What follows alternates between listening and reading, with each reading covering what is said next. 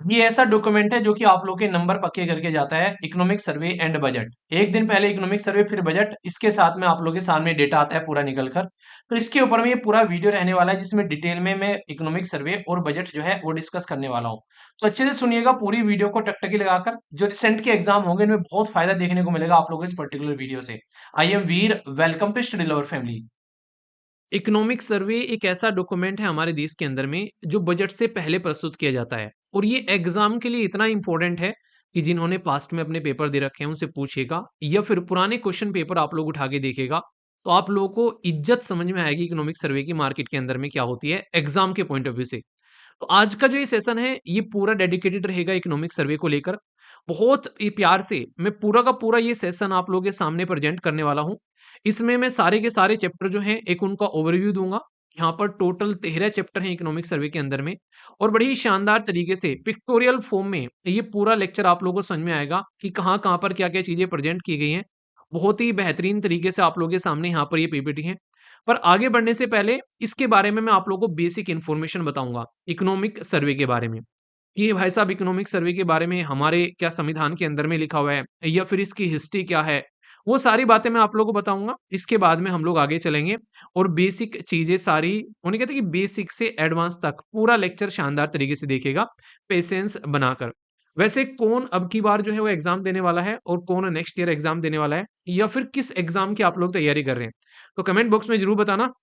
आइए आज का सेशन स्टार्ट करते हैं बिना किसी देरी के। I am Veer, welcome to study lover family.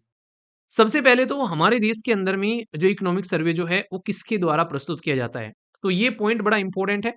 ये है government of India, finance ministry जो है वो आप लोगों को यहाँ पर इकोनॉमिक सर्वे प्रेजेंट करती हुई नजर आती है। और पर्टिकुलर फाइनेंस मिनिस्ट्री के अंदर में डिपार्टमेंट है जिसको बोलते हैं डिपार्टमेंट ऑफ इकोनॉमिक अफेयर।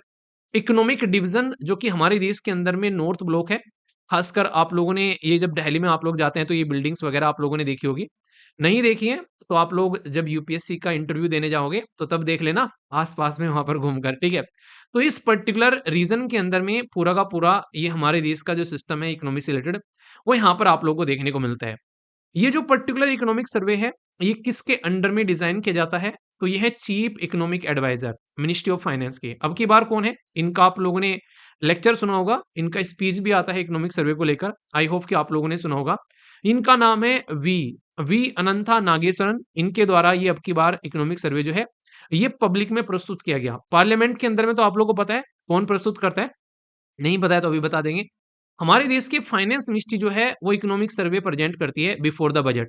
जैसे मान लीजिए आज इकोनॉमिक सर्वे आ रहा है, कल बजट आएगा, इस तरीके से आप लोगों का यहाँ पर ये पर्टिकुलर पूरा प्रोसीजर चलता है। इकोनॉमिक सर्वे जो है ये एक ऐसा डॉक्यूमेंट है जो कि अभी आप लोग यहाँ पर पढ़ेंगे तो आप लोगों को लिखा हुआ मिलेगा कि भाई 24 और 25, यानी कि हम लोग बैठे तो हैं आज के डेट में 2025 में, पर लेकिन यहाँ पर 24 लिखा हुआ है। तो इकोनॉमिक सर्वे और बजट में ये फर्क होता है कि जो इकोनॉमिक सर्वे होता है वो आप लोग का पास्ट होता है, ठीक है, और जो बजट होता है वो आप लोग का फ्यूचर होता है।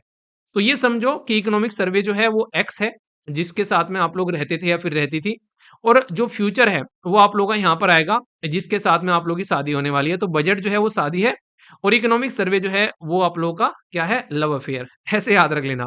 यानी कि पूरा पास्ट आप लोगों के सामने है, पूरे पिछले साल में क्या क्या हुआ वो सारे पॉइंट्स आप लोगों के सामने हैं। मार्केट में सब चीजें चल रही हैं, इकोनॉमी डाउन जा रही है, अब जा रही है, गवर्नमेंट ने क्या क्या स्कीम लॉन्च करी है, वो सब का सब इकोनॉमिक सर्वे के अंदर में आता है। पिछले साल की आप बीती तो इकोनॉमिक सर्वे के अंदर में रहती है। बजट जो आता है वो प्रस्तुत किया जाता है वो अगले साल के लिए कि भाई अगले साल कौन कौन से सेक्टर में क्या क्या खर्च करने वाले हैं, ठीक है। तो ये एक तरीके से मार्केट के अंदर में ऑलरेडी अवेलेबल है, बस उसको कंपाइल कर कर सरकार आप लोगों को बताती है कि भाई क्या क्या डेटा है इससे रिलेटेड, तो वो आप लोगों के सामने यहाँ पर रखा जाता है। तो सबसे पहले अगर हम लोग इसके बारे में बात करें तो मैंने आप लोगों को बताया कि ये यूनियन बजट से एक दिन पहले आता है। पहले यहाँ पर ऐसा था कि भाई यूनियन बजट के साथ ही आप लोगों को देखने को मिलता था, पर अब यूनियन बजट से पहले आप लोगों के सामने रखा जाता है। इसका जो ड्राफ्ट होता है ये चीफ इकोनॉमिक एडवाइजर, इनके द्वारा यहाँ पर हमारे देश के अंदर में जो सेक्रेटरी ऑफ इकोनॉमिक अफेयर हैं उनके साथ में मिलकर ये पूरा का पूरा ड्राफ्ट तैयार किया जाता है। ड्राफ्ट मतलब एक ऐसा ढांचा जो यहाँ पर फाइनल फिर आगे चलकर पब्लिक में रखा जाएगा। तो जैसे आप लोगों को पता ना, आप लोगों ने पॉलिटी पढ़ी होगी, पॉलिटी में कहते हैं ड्राफ्टिंग कमेटी के चेयरमैन कौन थे, तो भीमराव अंबेडकर जी थे, है कि नहीं? तो उन्होंने पूरा ड्राफ्ट किया था तैयार, वो यहाँ पर संविधान में कहाँ पर क्या क्या लिखा जाना है। तो वो चीजें आप लोग यहाँ पर समझ सकते हैं। तो यहाँ पर ये ड्राफ्ट इनके द्वारा तैयार किया जाता है और जो फाइनल वर्जन रहता है फिर उसको चेक किया जाता है, भाई कोई मिस्टेक तो नहीं होगी, स्पेलिंग कोई गड़बड़ तो नहीं होगी। तो फाइनेंस जो सेक्रेटरी है और फाइनेंस मिनिस्टर जो है यहाँ पर बेसिकली वो उसको यहाँ पर एक क्लैरिटी देखते हैं कि क्या क्या दिक्कत है, कहीं कोई दिक्कत तो नहीं है। और फिर यहाँ पर ये इसके अंदर में ये प्रेजेंट कहता है पार्लियामेंट के अंदर में। सारा का सारा डेटा जो है इसके अंदर में हमारे देश के अंदर में नेशनल स्टेटिकल ऑफिस जो कि एनएसओ है, पहले इसका नाम क्या था, इसके अंदर में दो ऑर्गेनाइजेशन मर्ज कर कर बनाई गई।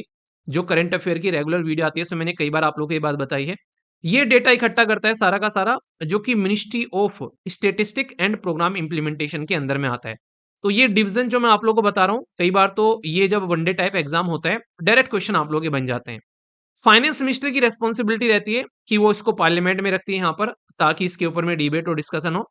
तो ये कौन करता है, ये करती है हमारे देश की फाइनेंस मिनिस्टर, ठीक है।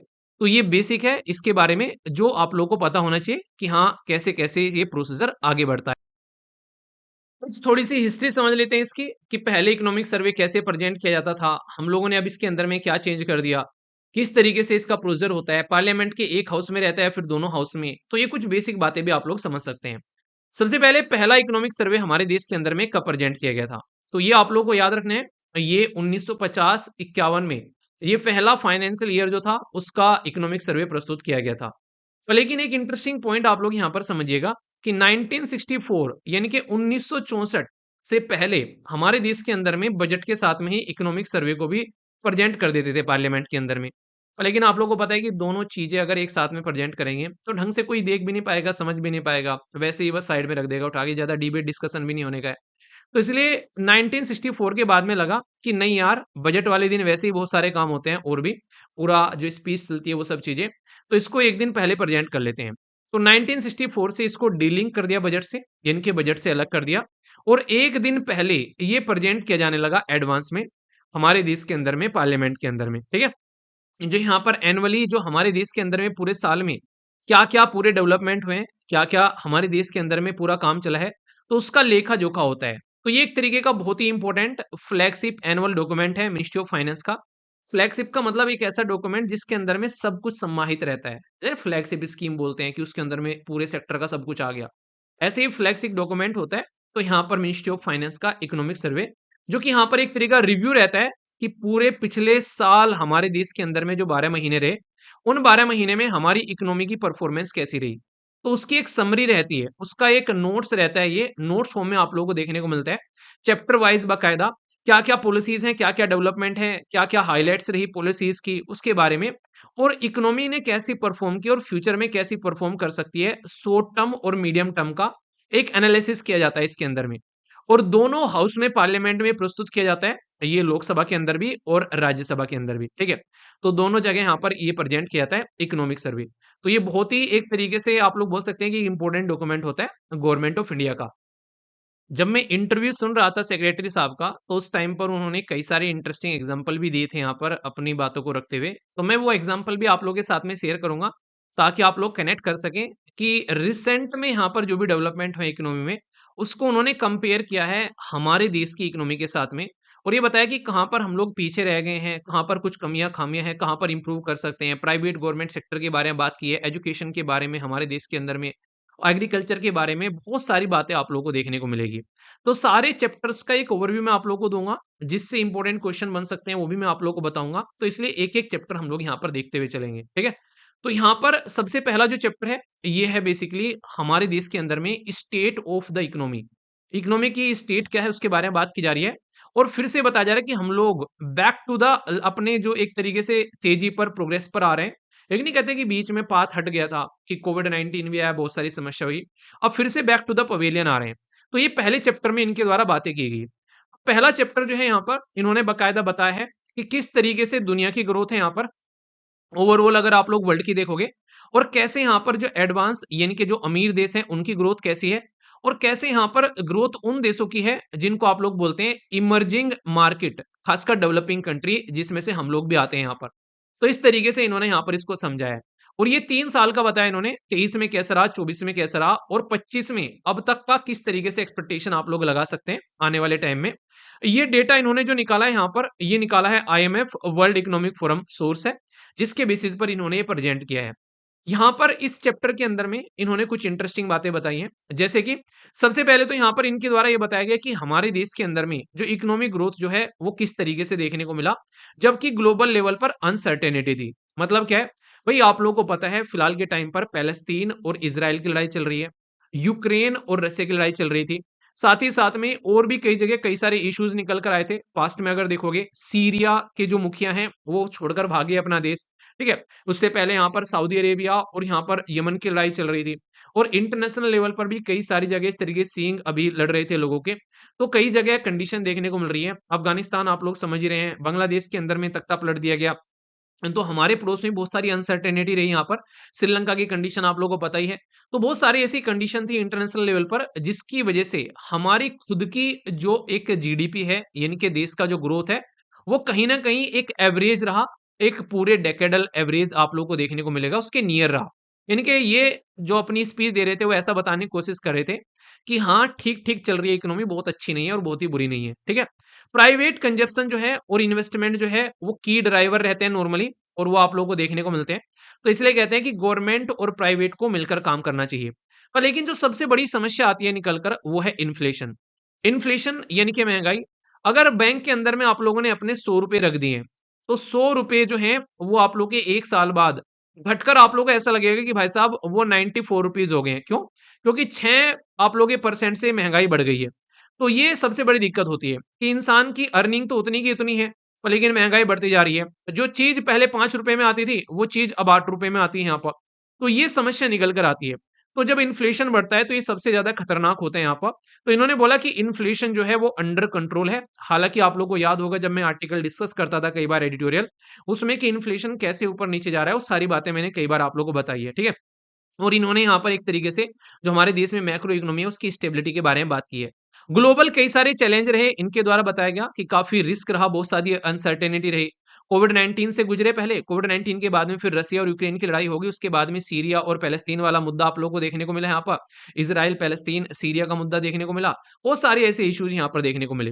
तो मतलब कहने का ये है कि उल्टी-सीधी हरकतें होने के बावजूद भी, पड़ोस में टेंशन होने के बावजूद भी, सब कुछ जो है एक ठीक-ठाक लेवल पर चलता रहा, इनके हिसाब से माने तो। ये यहाँ पर इन्होंने बाकायदा ये ग्राफ प्रेज़ेंट किए गए हैं यहाँ पर।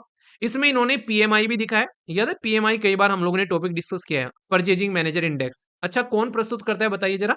और इसी के साथ में बताइए कि इसमें पॉजिटिव और नेगेटिव कहाँ से काउंट करते हैं? याद आ रहा है आप लोगों को? मैंने बताया था कि इसमें मैन्युफैक्चरिंग और सर्विसेज़ दोनों को लेते हैं और इसके बेसिस पर हम लोग कंसिडर करते हैं कि कैसे दुनिया की ज़िंदगी जो है वो आगे चल रही है। ठीक है? इसमें 0 से लेके 100 तक लेते हैं और 50 मीडियम रहता है। 50 से ऊपर जाता है तो एक्सपेंड हो रहा है और 50 के नीचे है तो कॉन्ट्रैक्ट हो रहा है। बताया था ना ये सारी चीज़ें? तो इकोनॉमिक सर्वे में अगर बात कर दी गई है इस टॉपिक के बारे में, तो भाई डायरेक्टली आप लोगों से परचेजिंग मैनेजर इंडेक्स जो है वो एग्ज़ाम में क्वेश्चन बन सकता है। क्योंकि इकोनॉमिक सर्वे में बाकायदा ग्राफ बनाकर इसको प्रस्तुत कर दिया गया है। तो इसलिए टॉपिक को ढंग से रिवाइज़ कर लीजिएगा। ओके? ये भी इन्होंने पिक्चर से समझा दिया कि ग्लोबल लेवल पर कितनी दिक्कतें देखने को मिली। जैसे कि यहाँ पर वर्ल्ड ट्रेड अनसर्टेनिटी बहुत ज़्यादा रही। ये एक तरीके से दुनिया लेवल पर कहीं न कोई लड़ाई चल रही है। तो यहाँ पर अगर देखोगे कंपेयर करके 2013 के कंपेयर में, 23 के कंपेयर में, 24 में काफ़ी ज़्यादा दिक्कतें देखने को मिली। साथ ही साथ में जियोपॉलिटिकल दिक्कत रही यहाँ पर। एक अलग-अलग देश के लीडर को लेकर हम लोग बात करते हैं यहाँ पर। तो ये भी यहाँ पर काफ़ी अच्छे लेवल पर बढ़ती हुई नज़र आई। इसका इम्पैक्ट हमारे देश की जीडीपी पर भी देखने को मिला। ठीक है? जब कोई देश जो है वो ठीक रहेगा, खुश रहेगा, तभी तो दूसरे देश के अंदर में आकर इन्वेस्टमेंट करेगा। तो यहाँ पर ये बहुत बड़ी समस्या देखने को मिली, जो कि इनके द्वारा बहुत ही बखूबी तरीके से बात की गई इसके बारे में। अब चलते हैं दूसरे सेक्टर की ओर, यानी कि दूसरे चैप्टर की ओर, ये है मॉनेटरी और फाइनेंशियल सेक्टर में क्या-क्या डेवलपमेंट हुए। तो इसके बारे में भी इन्होंने काफ़ी अच्छे से समझा है कि स्टॉक मार्केट के बारे में बात की है, साथ ही साथ में यहाँ पर किस तरीके से हमारे देश के अंदर में डीमैट अकाउंट खोले गए। तो ये डायरेक्ट फैक्चुअल इन्फॉर्मेशन है आप लोगों के लिए। हमारे देश के अंदर में हर साल 33% ईयर ऑन ईयर यानी कि हर साल डीमेट अकाउंट जो है वो बढ़ रहे हैं। पहले कोई जानता भी नहीं था स्टॉक मार्केट के बारे में प्रॉपर वे में। आज की डेट में हर एक इंसान जो है इनके हिसाब से माने तो स्टॉक मार्केट में इंटरेस्ट दिखा रहा है यहाँ पर। स्टॉक मार्केट में इन्वेस्टमेंट कर रहा है यहाँ पर। तो इसके चलते हमारे देश के अंदर में जो बैंकिंग सेक्टर है उसमें अच्छी चीज़ क्या देखने को मिली कि नॉन परफॉर्मिंग एसेट्स जो है वो कम हो गया है। ये क्या होता है? जब कोई इंसान जो है वो बैंक से पैसा लेकर जाता है, बैंक से पैसा मान लीजिए कोई ₹10,000 लेकर गया। इस पे ये कुछ ना कुछ इंटरेस्ट देगा, मान लीजिए यहाँ पर इस पर 8% का इंटरेस्ट देगा। ये इंटरेस्ट तो दूर की बात है, ये लगने लगता है कि भाई मूल भी गिर गया, जो बैंक ने दिया है वो पैसा बर्बाद हो गया। तो इस तरीके से दिक्कतें देखने को मिलती है। तो यहाँ पर लगता है कि नॉन परफॉर्मिंग बन गया, यानी कि इंटरेस्ट तो आ ही नहीं रहा और पैसा भी गया। तो यहाँ पर बैंक का बहुत सारा पैसा मरता है। विजय माल्या टाइप के, नीरव मोदी टाइप के लोग बहुत सारी हरकतें करते हैं। तो अब ये देश के अंदर में बहुत सारे डेवलपमेंट किए गए, जिसकी वजह से ये अब हरकतें जो हैं वो कम हो गई यहाँ पर। और इसी के साथ में रोबोस्ट कैपिटल एडुकेसी रेशियो हो गया हमारे देश के अंदर में, जिसका इकोनॉमी के ऊपर में डायरेक्टली पॉजिटिव इंपैक्ट आप लोगों को देखने को मिलता है। इससे हमारे देश के अंदर में जो सपोर्ट आप लोगों को देखने को मिलेगी, ये आप लोग यहाँ पर देखिए। इनके द्वारा दोनों के बारे में बताया कि किस तरीके से हमारे देश के अंदर में नॉन परफॉर्मिंग एसेट जो है, ये याद रख लेना, डायरेक्ट आप लोगों से पूछा जा सकता है जो डेटा इन्होंने दिया। यहाँ पर कि कितना था, यहाँ पर 7.3 था मार्च 2021 में, और सितंबर 2024 में ये 2.6 आ गया घटकर। तो ये पॉजिटिव बात आप लोग यहाँ पर बोल सकते हो, ठीक है। और इसी के साथ में रिटर्न ऑन इन्वेस्टमेंट के बारे में बात करें, प्रोफेबिलिटी के बारे में बात करें, तो ये भी काफी अच्छा देखने को मिल रहा है। पहले के कंपेयर में आज के डेट में अगर इसको आप लोग कंपेयर करोगे, तो ये लगभग डबल आप लोगों को यहाँ पर नजर आएगा। तो ये भी एक पॉजिटिव चीज है, आप लोग यहाँ पर बोल सकते हैं, ठीक है। तो मतलब पॉजिटिव साइड में हमारे देश की इकोनॉमी चल रही है, अगर इनके हिसाब से माने। बैंक में अगर क्रेडिट की स्टडी करें, तो ये भी आप लोगों को देखने को मिलेगा, ईयर ऑन ईयर बैंक जो है वो अच्छे खासे क्रेडिट दे रहे हैं, यानी कि लोग जो है वो बैंक से काफी अच्छे से लोन ले रहे हैं। तो समाज के अंदर में लोन का डिस्ट्रीब्यूशन भी काफी अच्छे लेवल पर देखने को मिल रहा है। उसका भी ग्राफ इन्होंने यहाँ पर प्रेजेंट किया है। यहाँ पर ये जो लेक्चर है, ये खासकर अगर आप लोग बैंकिंग की भी तैयारी कर रहे हैं, आरबीआई ग्रेड बी ऑफिसर या फिर नाबार्ड किसी भी ऐसे एग्जाम की तैयारी कर रहे हैं, जैसे पीओ एसबीआई खासकर, तो उनके लिए भी एक इंपॉर्टेंट ये इन्फॉर्मेशन हो जाती है। तो इसको अच्छे से अंडरस्टैंड करते हुए चलिएगा। इस स्लाइड से कोई ना कोई क्वेश्चन आप लोगों का बन जाएगा, तो इसको थोड़ा सा आप लोग ध्यान से सुनिएगा। कुछ कुछ बातें हैं इसमें इंपॉर्टेंट, खासकर एक तो यही बात याद रखना कि ईयर ऑन ईयर जो है वो डीमेट अकाउंट यहाँ पर बढ़ गए हैं। डीमेट अकाउंट को मैं फिर से बता दूं, अगर आप लोग को स्टॉक मार्केट के अंदर में आज की डेट में इन्वेस्टमेंट करना है, तो आप लोग को अपना अलग से अकाउंट खुलवाना पड़ेगा, जो कि बैंक अकाउंट से अलग होता है। बैंक अकाउंट आप लोग का अलग होता है, डीमेट अकाउंट आप लोग का अलग होता है। तो ये अलग से खुलवाना आप लोग को पड़ता है यहाँ पर। और इस अकाउंट को आप लोग अपने बैंक अकाउंट से कनेक्ट कर कर उसमें डायरेक्ट पैसे ट्रांसफर कर सकते हैं और पैसे ले सकते हैं। यहाँ पर जो पैसा होगा पहले डीमेट अकाउंट में ऐड होगा, और फिर आप लोग स्टॉक मार्केट में उसको बेसिकली इन्वेस्ट करते हैं, ताकि उसको प्रॉपर ट्रेस किया जा सके सरकार के द्वारा भी। तो ये डीमेट अकाउंट आप लोगों को देखने को मिलता है। दूसरा, यहाँ पर हमारे देश के अंदर में म्यूचुअल फंड में काफी लार्ज स्केल पर लोगों के द्वारा इन्वेस्ट किया गया। तो ये बताया जा रहा है कि 2.9 करोड़ था, अब बढ़कर यहाँ पर 5.6 करोड़ हो गया म्यूचुअल फंड। और इसमें अगर आप लोग बात करेंगे एसआईपी, यानी कि जो सिस्टमेटिक इन्वेस्टमेंट नॉर्मली आप लोग बोलते हो, तो यहाँ पर भाई साहब ये भी अच्छे खासे लेवल पर बढ़कर आप लोगों को देखने को मिलेगा। ये 0.23 लाख करोड़ पहुंच गया। आज की डेट में बहुत सारे लोग ऐसे हैं जो कि इस फील्ड में इन्वेस्टमेंट कर रहे हैं। अगर हम लोग यहाँ पर बात करें इकोनॉमिक सर्वे के हिसाब से, हमारे देश के अंदर में जो अगर बात करें प्राइमरी मार्केट के बारे में, तो इसमें भी अच्छा खासा सपोर्ट देखने को मिला। इसमें इन्होंने बताया कि 11.1 लाख करोड़ जो आप लोग को देखने को मिलेगा प्राइमरी मार्केट के अंदर में, ये देखने को मिला 5% मोर देन अगर आप लोग कंपेयर करोगे पिछले फाइनेंशियल ईयर के। आईपीओ की धूम रही भाई साहब, अगर आप लोग ध्यान से देखोगे दुनिया भर की कंपनी अपनी आईपीओ लेकर आई। एक न्यूज में मैं देख रहा था, और उसमें खासकर ये देखने को मिला कि बहुत सारी नई नई कंपनियां आज के दिन में आईपीओ लेकर आ रही है। और कैपिटल जो मार्केट है उसमें भी आप लोग काफी अच्छा खासा ये जंप देखने को मिला। तो इंडिया की जो आज की डेट में मार्केट कैपिटलाइजेशन है उसके बारे में बात करें, उससे जीडीपी का जो रेशियो है ये आप लोगों को यहाँ पर 136% है at the end of December. ये भी काफी बेटर देखने को मिला। यानी कि आज की डेट में हमारे देश के अंदर में स्टॉक मार्केट एक पॉजिटिव साइड में बढ़ता हुआ नजर आया, अगर आप लोग यहाँ पर कंपेयर करोगे पहले के कंपेयर में। और कोविड 19 में जो डूब गई थी चीजें, वो भी अपने पाथ पर वापस आती हुई यहाँ से नजर आई। एक इंपॉर्टेंट पॉइंट जो आप लोगों को पहले ही पता है, कई बार मैं पहले भी डिस्कस कर चुका हूं, कि हमारे देश के अंदर में जो फाइनेंशियल जो इंक्लूजन होता है, मतलब उन लोगों के पास भी बैंक अकाउंट पहुंच गया जिनके पास में बैंक अकाउंट पहले नहीं हुआ करता था। तो गांव वाले एरिया में आज की डेट में काफी लार्ज स्केल पर खासकर जो लोग जो है अपना बैंक अकाउंट खुलवा रहे हैं, जनधन एक तरीके से इस्तेमाल कर कर, जनधन खाते आप लोगों ने सुना होगा, जिसके पास में मोबाइल है, जिसके पास में आधार कार्ड है, उन लोगों का आराम से बैंक अकाउंट खुल जा रहे हैं यहाँ पर। तो यहाँ पर उन लोगों को फाइनेंशियल इंक्लूजन की ओर लेकर चल रही है सरकार ने, ये बोला। यहाँ पर जो संख्या है, ये यहाँ पर अगर देखोगे इसमें फाइनेंशियल इंक्लूजन के अंदर में तो एक अच्छे खासे लेवल पर इंक्रीज हुआ, 53.9 से बढ़कर 64.3 हो गया 2021 से अगर 24 में कंपेयर करोगे। तो ये क्वेश्चन भी आप लोगों से यहाँ पर पूछा जा सकता है वनडे टाइप एग्जाम में, कि फाइनेंशियल इंक्लूजन इंडेक्स जो है वो कितना इंक्रीज हुआ यहाँ पर। इसमें इन्होंने पूरा दिया है कि कहाँ-कहाँ पर कितने सारे लोगों का पार्टिसिपेशन रहा, कितनी सारी ब्रांच वगैरह खोली गई अलग-अलग डिस्ट्रिक्ट के अंदर में। तो ये बताइए स्टेट के अंदर में ऑल ब्रांच, यहाँ पर ग्रामीण बैंक, रूरल ब्रांच, वो सारी कितना डिपॉजिट किया गया पैसा, ये तो काम का है नहीं, पर हाँ ये जरूर याद रख लेना जो ऊपर मैंने बताया अभी, ठीक है। कि भाई साहब फाइनेंशियल इंक्लूजन के बारे में, और जो फाइनेंशियल इंक्लूजन इंडेक्स है उसके बारे में क्वेश्चन आप लोगों से बन सकता है। तो ये बेसिक है, इंपॉर्टेंट है, कंफ्यूजन नहीं होना चाहिए। ये वाला चैप्टर एक इंपॉर्टेंट चैप्टर है जिसको आप लोग थोड़ा सा ध्यान रखिएगा, क्योंकि यहाँ पर बात की जा रही है एक्सटर्नल सेक्टर, जिसमें आप लोग एफडीआई भी इंक्लूड करते हैं। एफडीआई मतलब फॉरेन डायरेक्ट इन्वेस्टमेंट, यानी कि भारत में बाहर से जो इन्वेस्टमेंट आता है उसके बारे में भी यहाँ पर आप लोगों से बात की जा रही है। इसमें एक इंटरेस्टिंग टॉपिक है बेसिकली जो आप लोगों को पता होना चाहिए, और ये क्वेश्चन भी कई बार पूछ ले आते हैं कि हमारे देश के अंदर में जो आज की डेट में सेक्टर है, तो उसमें अगर पूछे आप लोगों से कि एफडीआई जो है वो सबसे ज्यादा आप लोगों को कहां पर देखने को मिलता है, तो ये क्वेश्चन आप लोग यहाँ पर याद रखना। सबसे ज्यादा एफडीआई हमारे देश के अंदर में मिला पहले नंबर पर, यह है सर्विस सेक्टर के अंदर में, जिसमें फाइनेंशियल और इंश्योरेंस जैसी कैटेगरी है। टोटल जितना भी एफडीआई आया उसका लगभग 20% अकेला आप लोगों को यहीं पर देखने को मिला। दूसरा है कंप्यूटर और सॉफ्टवेयर वाली कैटेगरी में, यहाँ पर जैसे कंप्यूटर सॉफ्टवेयर हार्डवेयर वहां पर देखने को मिला। और तीसरा ट्रेडिंग के अंदर में आप लोगों को काफी लार्ज स्केल पर ये यहाँ पर आता हुआ नजर आया। एनर्जी में यहाँ पर देखने को मिला, इसी के साथ में बाकी और दूसरे एरिया में देखने को मिला।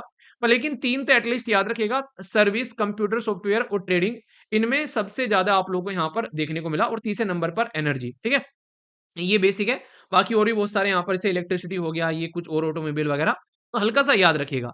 अब यहाँ पर एक इंपॉर्टेंट पॉइंट मैं आप लोगों को बताना चाहूंगा, वो क्या है यहाँ पर, इस पर्टिकुलर एरिया के अंदर में ये बताया गया कि हमारे देश का फॉरेक्स रिजर्व जो है वो आज की डेट में 2024 के एंड में कितना था। तो यहाँ पर 640 बिलियन देखने को मिला। मतलब हमारे देश के अंदर में जो टोटल हम लोगों ने उधारी ले रखी है उसका लगभग 90% आप लोग यहाँ पर इसको समझ सकते हैं। यानी कि हमारे देश के ऊपर में जो आज के डेट में बाहर से उधारी आ रखी है, तो ये समझ सकते हैं कि वो ज्यादा नहीं बची हुई है, हम लोग इसका इस्तेमाल कर कर कंप्लीट अपनी खत्म कर सकते हैं। पर लेकिन उधारी अच्छी होती है कई बार, जैसे कि हमारे देश के अंदर में अगर बाहर से कहीं उधारी ले रहे हैं तो हम लोगों ने बांध बना लिया, रेलवे बना लिया, जैसे जापान की हेल्प से हम लोगों ने मेट्रो बनाई थी।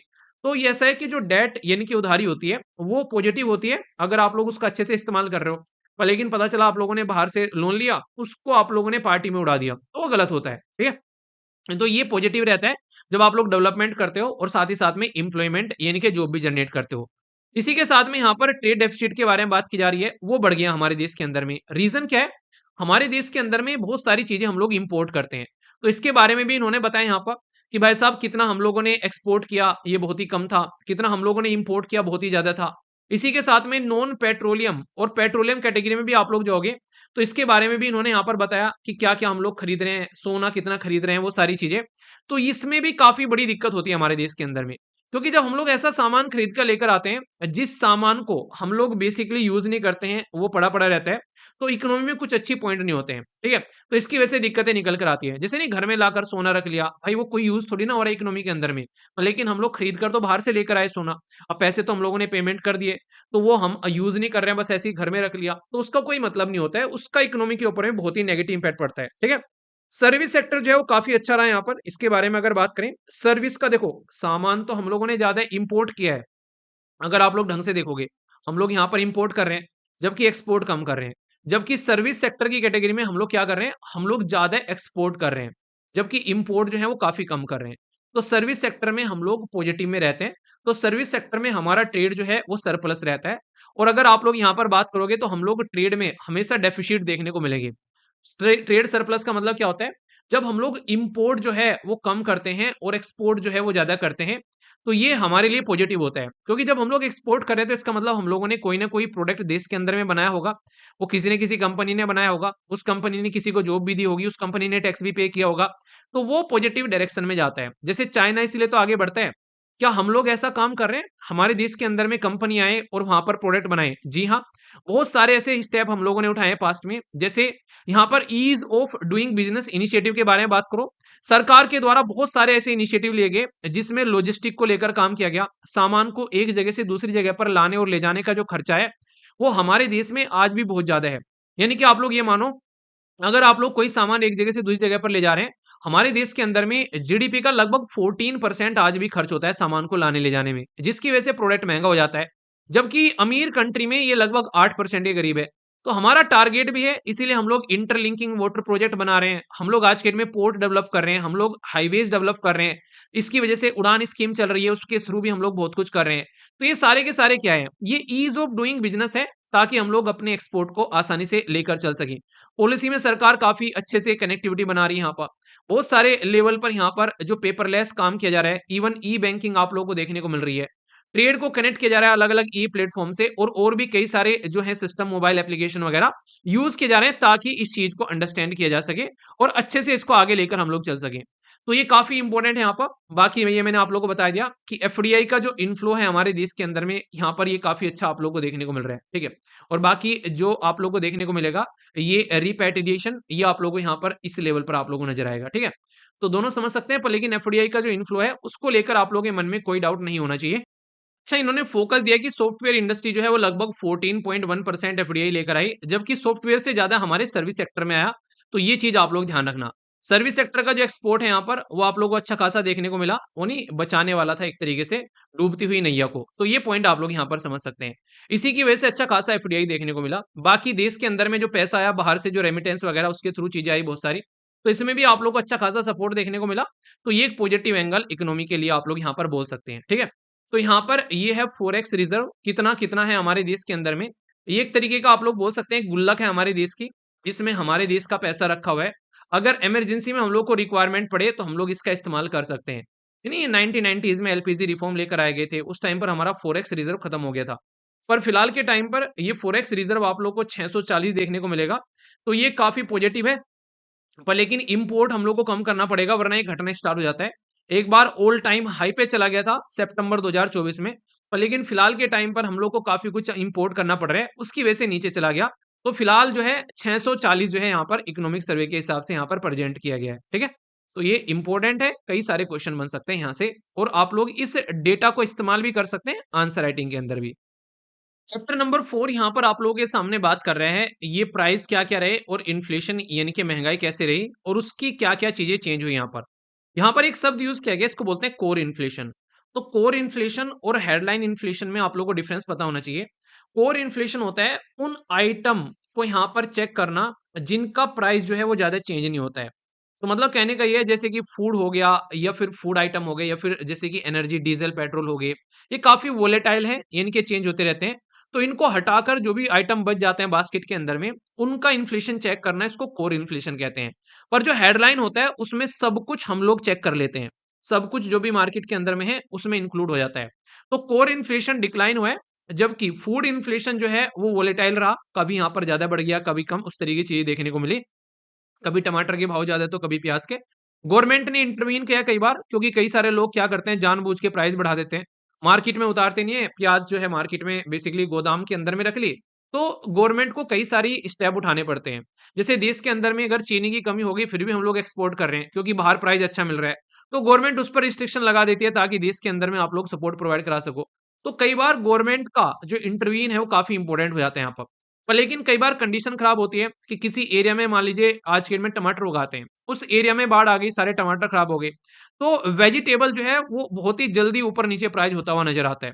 तो इसलिए अगर हमारे पास में स्टॉक है तो हम लोग वहां से इस्तेमाल कर लेते हैं। तो इसके लिए बात भी करते हैं कि हम लोग को जो एक चेन है वो बना के रखनी चाहिए।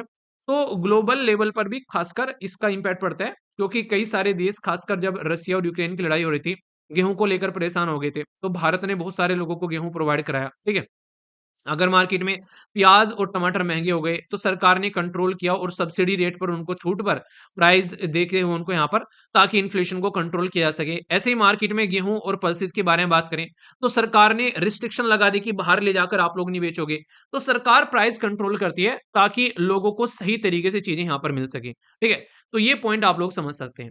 तो यहाँ पर कोर इन्फ्लेशन बता दिया। बाकी इन्फ्लेशन यानी कि महंगाई नापने का कंज्यूमर प्राइस इंडेक्स होता है, यानी कि कंज्यूमर लेवल पर, यानी कि जब कोई सामान आप लोग खरीद कर लेकर आते हो तो आपको कितना महंगा पड़ता है। और होलसेल प्राइस इंडेक्स होता है, यानी कि फैक्ट्री में से जब सामान आता है तो यहाँ पर दुकानदार किस लेवल पर उसको लेकर आता है। तो ये दो पैटर्न होते हैं नापने के, यानी कि फैक्ट्री में सामान बना, फैक्ट्री से निकाल कर लेकर आया कोई इंसान, तो भाई साहब कोई कम अपनी दुकान पर ले जाकर बेच रहा है, तो यहाँ पर ये कितना महंगा इसको पड़ रहा है, होलसेल रेट पर लेकर आएगा ना वो। तो वो चीजें आप लोग यहाँ पर समझ सकते हैं। तो ये डेटा भी इन्होंने बताया कि कैसे कैसे यहाँ पर प्राइस जो है वो बढ़ रहे हैं और साथ ही साथ सरकार ने किस तरीके से यहाँ पर जो गेहूं हो गए, चावल हो गए या फिर दूसरा जैसे आटा हो गया, उसके प्राइस को कंट्रोल करने के लिए सरकार ने भी कई सारे मेजर्स लिए, तो उसके बारे में बात की गई है। पल्सेस को लेकर अगर बात करें तो अंडर ब्रांड भारत, ये जो चना हो गया, मूंग हो गया या मैसूर की दाल हो गई, कई सारी चीजें हो रही, कई सारी चीजें जैसे ड्यूटी फ्री इंपोर्ट के बारे में बात करी ताकि बाहर से सामान आ सके हमारे देश के अंदर में, और फिर उसका जैसे प्राइस सस्ता हो जाता है। क्योंकि प्राइस बढ़ता कब है किसी भी प्रोडक्ट का, जब मार्केट में अवेलेबिलिटी जो है वो कम होती है और खरीदने वाले ज्यादा होते हैं, तो तब बढ़ता है यहाँ पर। तो इसलिए कई सारे एरिया में सरकार जो है, चाहे दालें हों चाहे सब्जियां हों, उनके ऊपर में बफर स्टॉक को कंट्रोल करते हुए या कई सारी चीजों को कंट्रोल करती है। पर लेकिन कई बार जो है वो वेदर का इम्पैक्ट देखने को मिलता है, बारिश हो गई, बाढ़ आ गई तो सब्जी बेकार हो जाती है। तो ये बातें यहाँ पर इसके अंदर में बताई गई हैं कि कैसे कैसे महंगाई जो है वो देखने को मिली और सरकार कंट्रोल करती हुई यहाँ पर नजर आई। सरकार ने बहुत सारे ऐसे काम किए जिससे बिजनेस जो है वो ऐसा आसान हो जाए। डीरेगुलेट करने का मतलब होता है कि सरकार ने इंटरफियरेंस करना बंद कर दिया। जैसे नहीं, घर पे बच्चा है वो अपने डिसीजन अपने आप ले रहा है, मम्मी पापा कह रहे हैं ठीक है बेटा जैसा तुमको सही लगे कर लो। तो डीरेगुलेशन कैसे कैसे किया सरकार ने, तो इसके कई सारे एग्जाम्पल दिए उन्होंने कि कंप्लाइंस जो थे पहले वो इन्होंने रिड्यूस कर दिए, ठीक है, कैसे कैसे सिस्टम को और अच्छे लेवल पर चले, डिजिटल फॉर्म में सिस्टम प्रोवाइड करा दिया, बहुत सारे लेवल पर सरकार ने इंसेंटिव दिए कि ताकि आप लोग इस फील्ड में बिजनेस कर सकें। इसी के साथ में स्टैंडर्ड बनाएं कि किस तरीके की चीजों को लेकर चलना है, लीगल सेफगार्ड कैसा होना चाहिए, ऐसा तो नहीं दिक्कत होती जा रही है भाई साहब, पता चला कोई भी आगे कुछ भी करके चला जा रहा है, कोई टैरिफ लगा रहा है या कुछ भी है। फीस और टैरिफ भी कम किए गए। रिस्क बेस्ड रेगुलेशन किया, अगर कहीं पर रिस्क है तो उसको कैसे कंट्रोल कर सकते हैं। तो कहने का मतलब है कि मीडियम टर्म आउटलुक में डीरेगुलेशन किया गया सरकार के द्वारा ताकि ग्रोथ बढ़ सके हमारे देश के अंदर में, ईज ऑफ डूइंग बिजनेस हो सके, और साथ ही साथ में आराम से कोई आए तो अपना काम कर सके, अपनी जिंदगी को एंजॉय कर सके और दूसरों को भी जॉब दे सके। तो फास्टर अप्रूवल हो गए नए बिजनेस को, पहले बिजनेस करने में सरदर्दी हो जाती थी, अब सरकार कहती है कि काफी कुछ हम लोगों ने इजी कर दिया है, आप लोग इजी वीजी वे में अपने बिजनेस वगैरह कर सकते हो। आप लोग कैसा लगता है, सही है या फिर गलत? कोई है बिजनेस कर रहा हो आस-पास में? बताइए यहाँ पर कि क्या कुछ फ़ायदे हुए हैं, येस या फिर नो? ये बड़ा इंटरेस्टिंग है, इसको बताते हुए वो बड़ा खुश हो रहे थे यहाँ पर कि क्या-क्या इन्वेस्टमेंट किया गया, किस तरीके से रोड, रेलवे और एयरपोर्ट के हमारे देश के अंदर में इन्वेस्टमेंट बढ़ा। तो इन्वेस्टमेंट और इंफ्रास्ट्रक्चर यानी कि कहाँ-कहाँ पर इन्वेस्टमेंट किया, कहाँ-कहाँ पर ढांचा बढ़ाया। इन्होंने यहाँ पर गाँव वाले और शहर वाले एरिया में क्या-क्या ढांचा बढ़ाया और रिन्यूएबल एनर्जी के लिए इन्होंने यहाँ पर क्या किया, ये काफ़ी बड़ा फोकस रहा। जैसे वंदे भारत ट्रेन के बारे में बात की इन्होंने कि किस तरीके से हमारे देश के अंदर में इंफ्रास्ट्रक्चर को डेवलप किया गया। वो अलग बात है कि ट्रेन के कई सारे एक्सीडेंट देखने को मिले, पर लेकिन अच्छा खासा काम भी किया गया चीज़ों को इम्प्रूव करने के लिए। तो इसमें इन्होंने बताया कि किस तरीके से हमारे देश के अंदर में वंदे भारत ट्रेन जो है उसका प्रोडक्शन हो रहा है। कोचेज़ जो हैं वो कैसे-कैसे बन रहे हैं, पहले कितने कोचेज़ बना करते थे, अब यहाँ पर कितने कोचेज़ बन रहे हैं। तो ये काफ़ी बड़ा एक तरीके से आप लोग यहाँ पर एक सिस्टम आप लोग बोल सकते हो, जो कि मिनिस्ट्री ऑफ रेलवे का डेटा आप लोगों के सामने निकल कर आता है। तो ये पॉजिटिव साइड है कि हमारे देश के अंदर में इतना कुछ विकास हो रहा है इस पर्टिकुलर एरिया के अंदर में, इंफ्रास्ट्रक्चर के बारे में जब बात करें तो।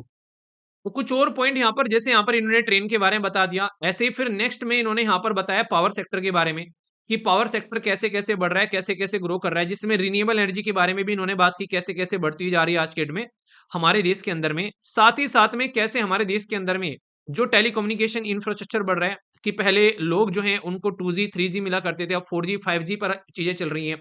हाई स्पीड इंटरनेट चल रहा है, तो किस तरीके से प्रोग्रेस कर रहा है, गाँव वाले एरिया में भी किस तरीके से इंटरनेट जो है वो पहुंचा पा रहे हैं, तो इसके बारे में भी बात की गई यहाँ पर। इसी के साथ में यहाँ पर जल जीवन मिशन के लिए क्या ढांचागत विकास किया गया ताकि बहुत सारे लोग ऐसे हैं जो फुल्ली कवरेज किए जा चुके हैं। ये स्लाइड के ऊपर में स्टार लगा लेना, ये इंपॉर्टेंट हो जाती है यहाँ पर, क्योंकि अगर आप लोगों से पूछ लेंगे कौन कौन से एरिया है जहां पर हम लोगों ने फुल्ली, ये आप लोगों को पर्टिकुलर जो जल जीवन मिशन था उसके तहत इन्होंने पूरा सिस्टम क्रिएट कर दिया है, ठीक है। तो अरुणाचल प्रदेश, गोवा, हरियाणा, हिमाचल प्रदेश, गुजरात, पंजाब, तेलंगाना और मिजोरम, ये 8 नाम दिए हैं मिनिस्ट्री ऑफ जल शक्ति ने, जिसके अंदर आज के डेट में फुल कवरेज हो चुके हैं यहाँ पर जल जीवन मिशन के तहत में। और जल जीवन मिशन से ऑलरेडी क्वेश्चन पूछा जा चुका है, तो फिर से बन सकता है, स्टेट वाइज आप लोगों से पूछा जा सकता है, ठीक है। साथ ही साथ में यहाँ पर ओपन डेफिकेशन फ्री यानी कि खुले में शौच करने वाले जो एरिया थे उनको बिल्कुल खत्म कर दिया है। तो इसके ऊपर में फोकस किया गया, कितना इंप्रूवमेंट देखने को मिल रहा है यहाँ पर, तो इसका डेटा इन्होंने प्रस्तुत किया है और ये डेटा भी मिनिस्ट्री ऑफ जल शक्ति से निकल कर यहाँ पर आया है। इसी के साथ में नेक्स्ट यहाँ पर कि भाई स्वच्छ भारत मिशन के तहत जो शहर वाला है उसमें इन्होंने कैसे-कैसे काम किया है। तो ये इन्होंने बताया कि किस तरीके से यहाँ पर ओपन डेफिकेशन फ्री चीजें हो रही हैं, इंडिविजुअल जो है घर में, हाउस होल्ड में किस तरीके से शौचालय बनाए जा रहे हैं, किस तरीके से चीजों को लेकर चल रहे हैं, तो इसका डेटा इन्होंने फिर यहाँ पर बताया है, ठीक है। इसमें सबसे इंपॉर्टेंट जो पॉइंट है वो यहाँ कई सारे इनिशिएटिव के बारे में। तो ये स्कीम आप लोगों से पूछी जा सकती है, प्रधानमंत्री आवास योजना, अर्बन ट्रांसपोर्ट योजना, Atal mission for rejuvenation and urban transformation और स्मार्ट सिटी मिशन। इसमें से कई सारे तो रिसेंटली अभी मैंने द हिंदू वाली वीडियो में डिस्कस किए थे, जो रेगुलर आप लोग देखते होंगे उसमें से। स्मार्ट सिटी मिशन तो मैंने कुछ दिन पहले आप लोगों से डिस्कस किया था। तो कैसे-कैसे प्रोजेक्ट चल रहे हैं और कैसे कंप्लीट हो रहे हैं, तो ये सारा का सारा मैटर जो है इस वाले चैप्टर में इन्होंने एक्सप्लेन किया कि भाई हमारे देश के अंदर में इंफ्रास्ट्रक्चर कैसे बढ़ रहा है, चाहे रेल हो, चाहे रोडवे हो, चाहे टेलीकम्युनिकेशन हो, चाहे गाँव और शहरों में अलग डेवलपमेंट हो, तो उसका एक ओवरव्यू इन्होंने यहाँ पर इसके अंदर दिया है, ठीक है? कोई डाउट नहीं होना चाहिए, इंपॉर्टेंट है, खासकर जो मैंने आप लोगों को बताया स्कीम्स वगैरह। ये भी एक अच्छा चैप्टर आप लोग बोल सकते हैं, जिसमें यहाँ पर बिज़नेस में क्या-क्या रिफॉर्म लेकर आए, खासकर सीमेंट और स्टील कैसे चल रहा है हमारे देश के अंदर में प्रोडक्शन। इंटेलेक्चुअल प्रॉपर्टी राइट, खासकर इंसान जो है वो कितना इनोवेशन कर रहा है, तो पेटेंट और ट्रेडमार्क जो फाइल किए जा रहे हैं उसके बारे में बात की। और इलेक्ट्रॉनिक और टेक्सटाइल मैन्युफैक्चरिंग कैसा चल रहा है हमारे देश के अंदर में, इसके बारे में बात की। तो ये जो पर्टिकुलर है यहाँ पर, इसके अंदर इन्होंने बताया कि किस लेवल पर हमारे देश के अंदर में रिसर्च और डेवलपमेंट चलते हुए चीज़ों को आगे लेकर चल रहे हैं। तो यहाँ पर इन्होंने पहले तो बिज़नेस परसेप्शन इंडेक्स, ये यहाँ पर हमारे देश के अंदर में उसमें हम किस लेवल पर आगे बढ़ रहे हैं, तो उसका डेटा है हमारे सामने 2022-23, 23-24 और 24-25 का। साथ ही साथ में यहाँ पर फिर बताया कि सीमेंट को लेकर अभी जो प्रोडक्शन है वो कैसा चल रहा है, उसके बारे में इन्होंने आइडिया दिया। फिर यहाँ पर बताया कि स्टील का प्रोडक्शन और हमारे देश के अंदर में कैसा चल रहा है। और आप लोगों को याद होगा एग्जाम में ग्रीन स्टील के बारे में क्वेश्चन ऑलरेडी पूछा जा चुका है, ठीक है। हम लोग कपड़ा वगैरह कितना एक्सपोर्ट कर रहे हैं उसके बारे में डेटा इन्होंने बताया, बढ़ रहा है अच्छा खासा। इलेक्ट्रॉनिक इंडस्ट्री हमारे देश के अंदर में अच्छी खासी बढ़ रही है, तो ये समझ सकते हैं। इवन कई सारी जो इलेक्ट्रॉनिक्स वाले एरिया में प्रोडक्ट लिंक इंसेंटिव स्कीम भी हम लोग चला रहे हैं, जिसके बेसिस पर चीजें आगे बढ़ रही हैं, ठीक है। इंटेलेक्चुअल प्रॉपर्टी और अच्छे से ग्रो हो रही है। इंसान जो है कई बार पेटेंट वगैरह अपने ले रहे हैं, ट्रेडमार्क जो ले रहे हैं, इससे पता चलता है कि हमारे देश के अंदर में कितने अच्छे लेवल पर हम लोग आगे बढ़ रहे हैं। तो ये एक अच्छा खासा एक आप लोग बोल सकते हैं कि एरिया है, जिसमें इंसान अपने आप तो आगे बढ़ता ही है और कई सारे लोगों को जॉब भी देता है, तो इससे पूरे देश की ग्रोथ होती है आप लोगों को नजर आती है। सर्विस सेक्टर मैंने आप लोगों को बताया हमारे देश के अंदर में कैसा रहा। अभी हमारे देश के अंदर में सर्विस में हम लोगों ने सबसे ज्यादा ग्रोथ किया। एक्सपोर्ट के मामले में भी मैंने आप लोगों को समझाया था, एफडीआई सबसे ज्यादा इसमें आप लोगों को देखने को मिली। तो ये कई सारे नए चैलेंज भी अभी देखने को मिले, क्यों? क्योंकि आर्टिफिशियल इंटेलिजेंस आ गया है मार्केट के अंदर में। तो जो पहले हम लोग सर्विस में बहुत अच्छा काम किया करते थे, क्या इससे हमारे देश में सर्विस की जॉब जो है वो कम तो नहीं होंगी? तो सर्विस सेक्टर आज भी जीडीपी में सबसे ज्यादा कंट्रीब्यूट करता है, इसीलिए हम लोग कहते हैं कि हमारा देश जो है वो जॉबलेस ग्रोथ है। क्योंकि ग्रोथ तो आता है सर्विस सेक्टर से, पर लेकिन वहां पर स्किल की रिक्वायरमेंट होती है। अगर कोई टीचर है वो सर्विस ही तो है, ये कोई डॉक्टर है वो सर्विस ही तो दे रहा है भाई साहब, कोई लॉयर है वो सर्विस ही तो दे रहा है आज की डेट में। तो ये सारी सर्विसेज कोई ना कोई स्किल के बेस पर आती हैं। इंसान के पास में स्किल नहीं है तो सर्विस नहीं दे पाएगा। तो अगर स्किल का काम जो है वो एआई करने लगा, तो क्या ये चैलेंज होने वाला है सर्विस सेक्टर के लिए? तो ये भी बात है यहाँ पर। तो सर्विस सेक्टर जो है वो काफी लार्जेस्ट कंट्रीब्यूटर है, और साथ ही साथ में ग्लोबल सर्विस जो एक्सपोर्ट है वो आज के डेट में लाए ये बढ़ा है। मैंने बताया जैसे भारत का काफी अच्छा खासा, जैसे जैसे आईटी हो गया, ठीक है, इंफॉर्मेशन टेक्नोलॉजी, और बिजनेस प्रोसेसिंग मैनेजमेंट सेक्टर हो गया, ये काफी अच्छा ग्रो हुआ है, जिससे जॉब भी जनरेट हुई है और एक्सपोर्ट भी अच्छा खासा हुआ है हमारे देश में। तो ये पॉजिटिव साइड आप लोग यहाँ पर इसकी देख सकते हो। यहाँ पर देखो अच्छा खासा सर्विस सेक्टर बढ़ा है यहाँ पर, तो इंक्रीज कैसे हुआ है सर्विस सेक्टर का? जीवीए होता है किसी पर्टिकुलर एरिया का जीडीपी आप लोग बोल सकते हैं, ठीक है। तो ग्रोस वैल्यू एडेड बोलते हैं नॉर्मली। तो यहाँ पर इसी तरीके से इंडिया के अंदर में जो शेयर है ग्लोबल के साथ में अगर कंपेयर करोगे तो हाँ भी बढ़ा है। तो ये इंटरेस्टिंग पॉइंट ये वाला है, ये आप लोगों से पूछा जा सकता है यहाँ पर कि इंडिया का जो शेयर है ग्लोबल सर्विस सेक्टर में 2014 के कंपेयर में 2023 में कितना बढ़ गया है। अब हम लोग दुनिया भर में जो सर्विस प्रोवाइड की जाती है उसमें से 4.3% सर्विस जो है वो भारतीय लोग प्रोवाइड कराते हैं। तो ये पॉजिटिव क्वेश्चन आप लोगों से डायरेक्ट पूछ लिया जाएगा प्रीलिम्स के अंदर भी। भी यहाँ पर एक बात और बताई गई कि क्या-क्या चैलेंज है सर्विस में, कि भाई आज की डेट में हम लोग कहीं पर जाते हैं तो लैंग्वेज बैरियर है, इन्फॉर्मेशन के में गैप देखने को मिलता है, अलग-अलग कंट्री में अलग-अलग रेगुलेशन है, वो चीज़ समझ सकते हैं। पर अपॉर्चुनिटी क्या है कि भाई एआई आ रहा है, बहुत सारी चीज़ सीखकर आप लोग सॉल्यूशन निकाल सकते हो, अच्छे लेवल पर दुनिया में छा सकते हो। और वे फॉरवर्ड क्या है, सरकार को भी सपोर्ट प्रोवाइड कराना चाहिए, अगर सर्विस सेक्टर से और अच्छा ग्रोथ आप लोग चाहते हो तो। तो ये चैप्टर एक इंटरेस्टिंग चैप्टर है और प्रीलिम्स और मेंस दोनों के लिए एक अच्छा कंटेंट देने वाला चैप्टर है ये। ये चैप्टर के बारे में बताते हुए इकोनॉमिक एडवाइजर साहब जो हैं वो बड़े खुश हो रहे थे। वो कहे कि हमारे देश के अंदर में एग्रीकल्चर में काफ़ी अच्छा काम हो रहा है और फूड मैनेजमेंट में भी काम हो रहा है। पर लेकिन फूड वाले सेक्टर में उन्होंने एक बात बोली कि भाई जो बाहर की कंपनी आज के डेट में फूड सेक्टर में काम कर रही है, वो बहुत ही लार्ज स्केल पर कुछ ऐसे प्रोडक्ट बेच रही है मार्केट के अंदर में जो हेल्थ को नुकसान पहुंचाते हैं। तो इस सेक्टर में हम लोग को काम करना जरूरी है, क्योंकि अनहेल्दी प्रोडक्ट मार्केट में ज्यादा रहते हैं तो हेल्थ का नुकसान होता है और इकोनॉमी पर उसका इंपैक्ट पड़ता है। तो इसलिए सेक्टर ऑफ द जो फ्यूचर के बारे में बात की, कैसे हम लोग इन दोनों को लेकर चल सकते हैं। खासकर अगर बात करें एग्रीकल्चर के मामले में, तो आज की डेट में हमारे देश के अंदर में अगर कोई इंस्टीट्यूशनल क्रेडिट है, उसकी संख्या बढ़ गई है पहले के कंपेयर में। यहाँ पर बताया कि नॉन इंस्टीट्यूशनल क्रेडिट जो है, एक टाइम पर ऐसा था कि लोग जो है बाहुबली से, खासकर अगर एरिया में कोई जमींदार है, उससे लोन लिया करते थे भाई साहब।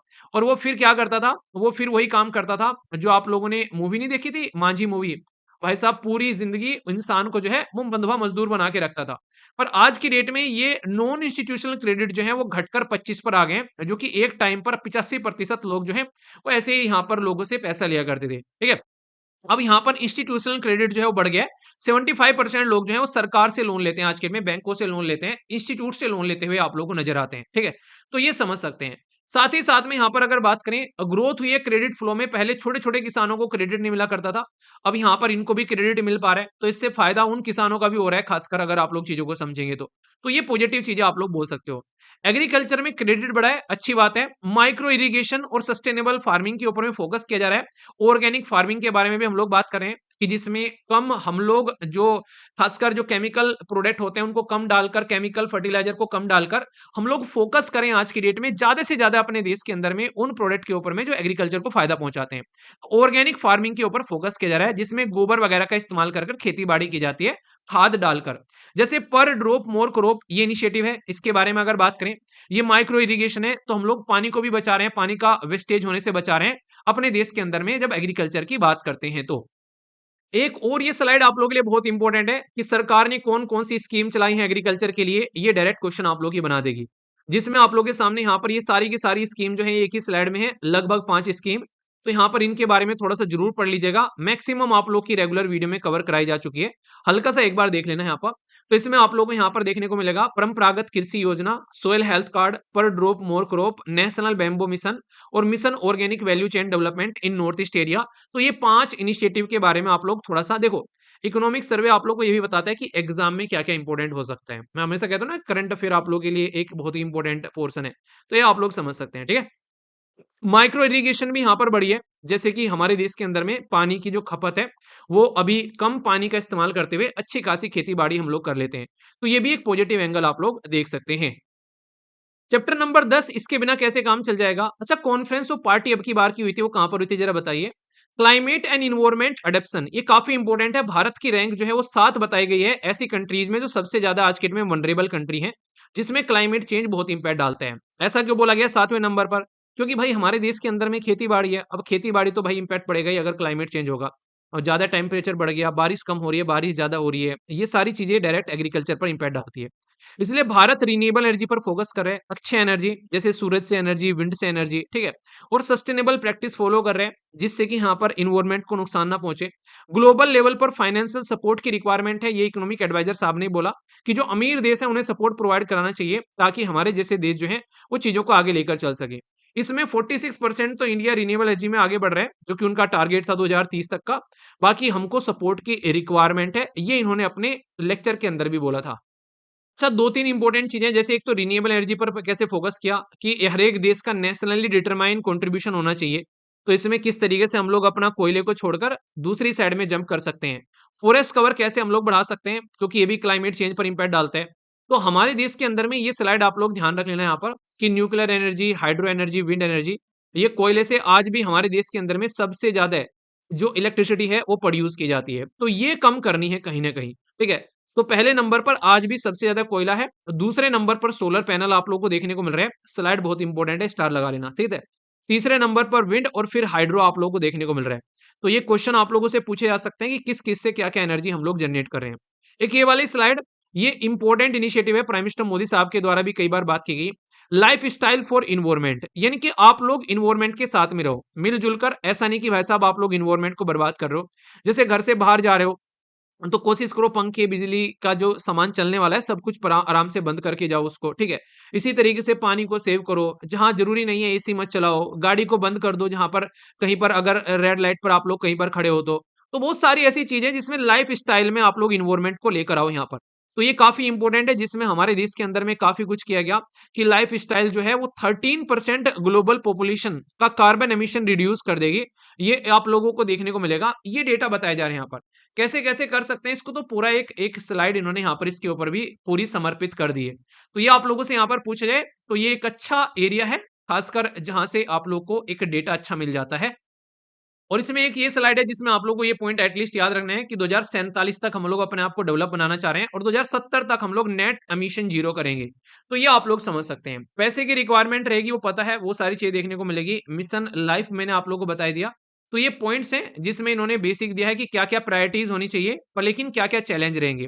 तो फंड सबसे बड़ा चैलेंज रहेगा, लो कार्बन जो डेवलप किस तरीके की चीज़ों को लेकर चलना है, क्योंकि जॉब भी क्रिएशन होने चाहिए, वो सब चीज़ें भी देखनी है हम लोग को, ठीक है? प्रायोरिटीज़ कैसे हैं कि वल्नरेबल है जो चीज़ें पहले उन पर फोकस किया जाए भाई साहब। रिड्यूस कैसे करें एमिशन को, एनवायरनमेंट को कैसे लाइफ में लेकर चलें, तो ये फोकस एरिया भी आप लोगों को यहाँ पर नज़र आएँगे, ठीक है? तो ये बड़े शानदार तरीके से इन्होंने पूरा एक्सप्लेन किया है।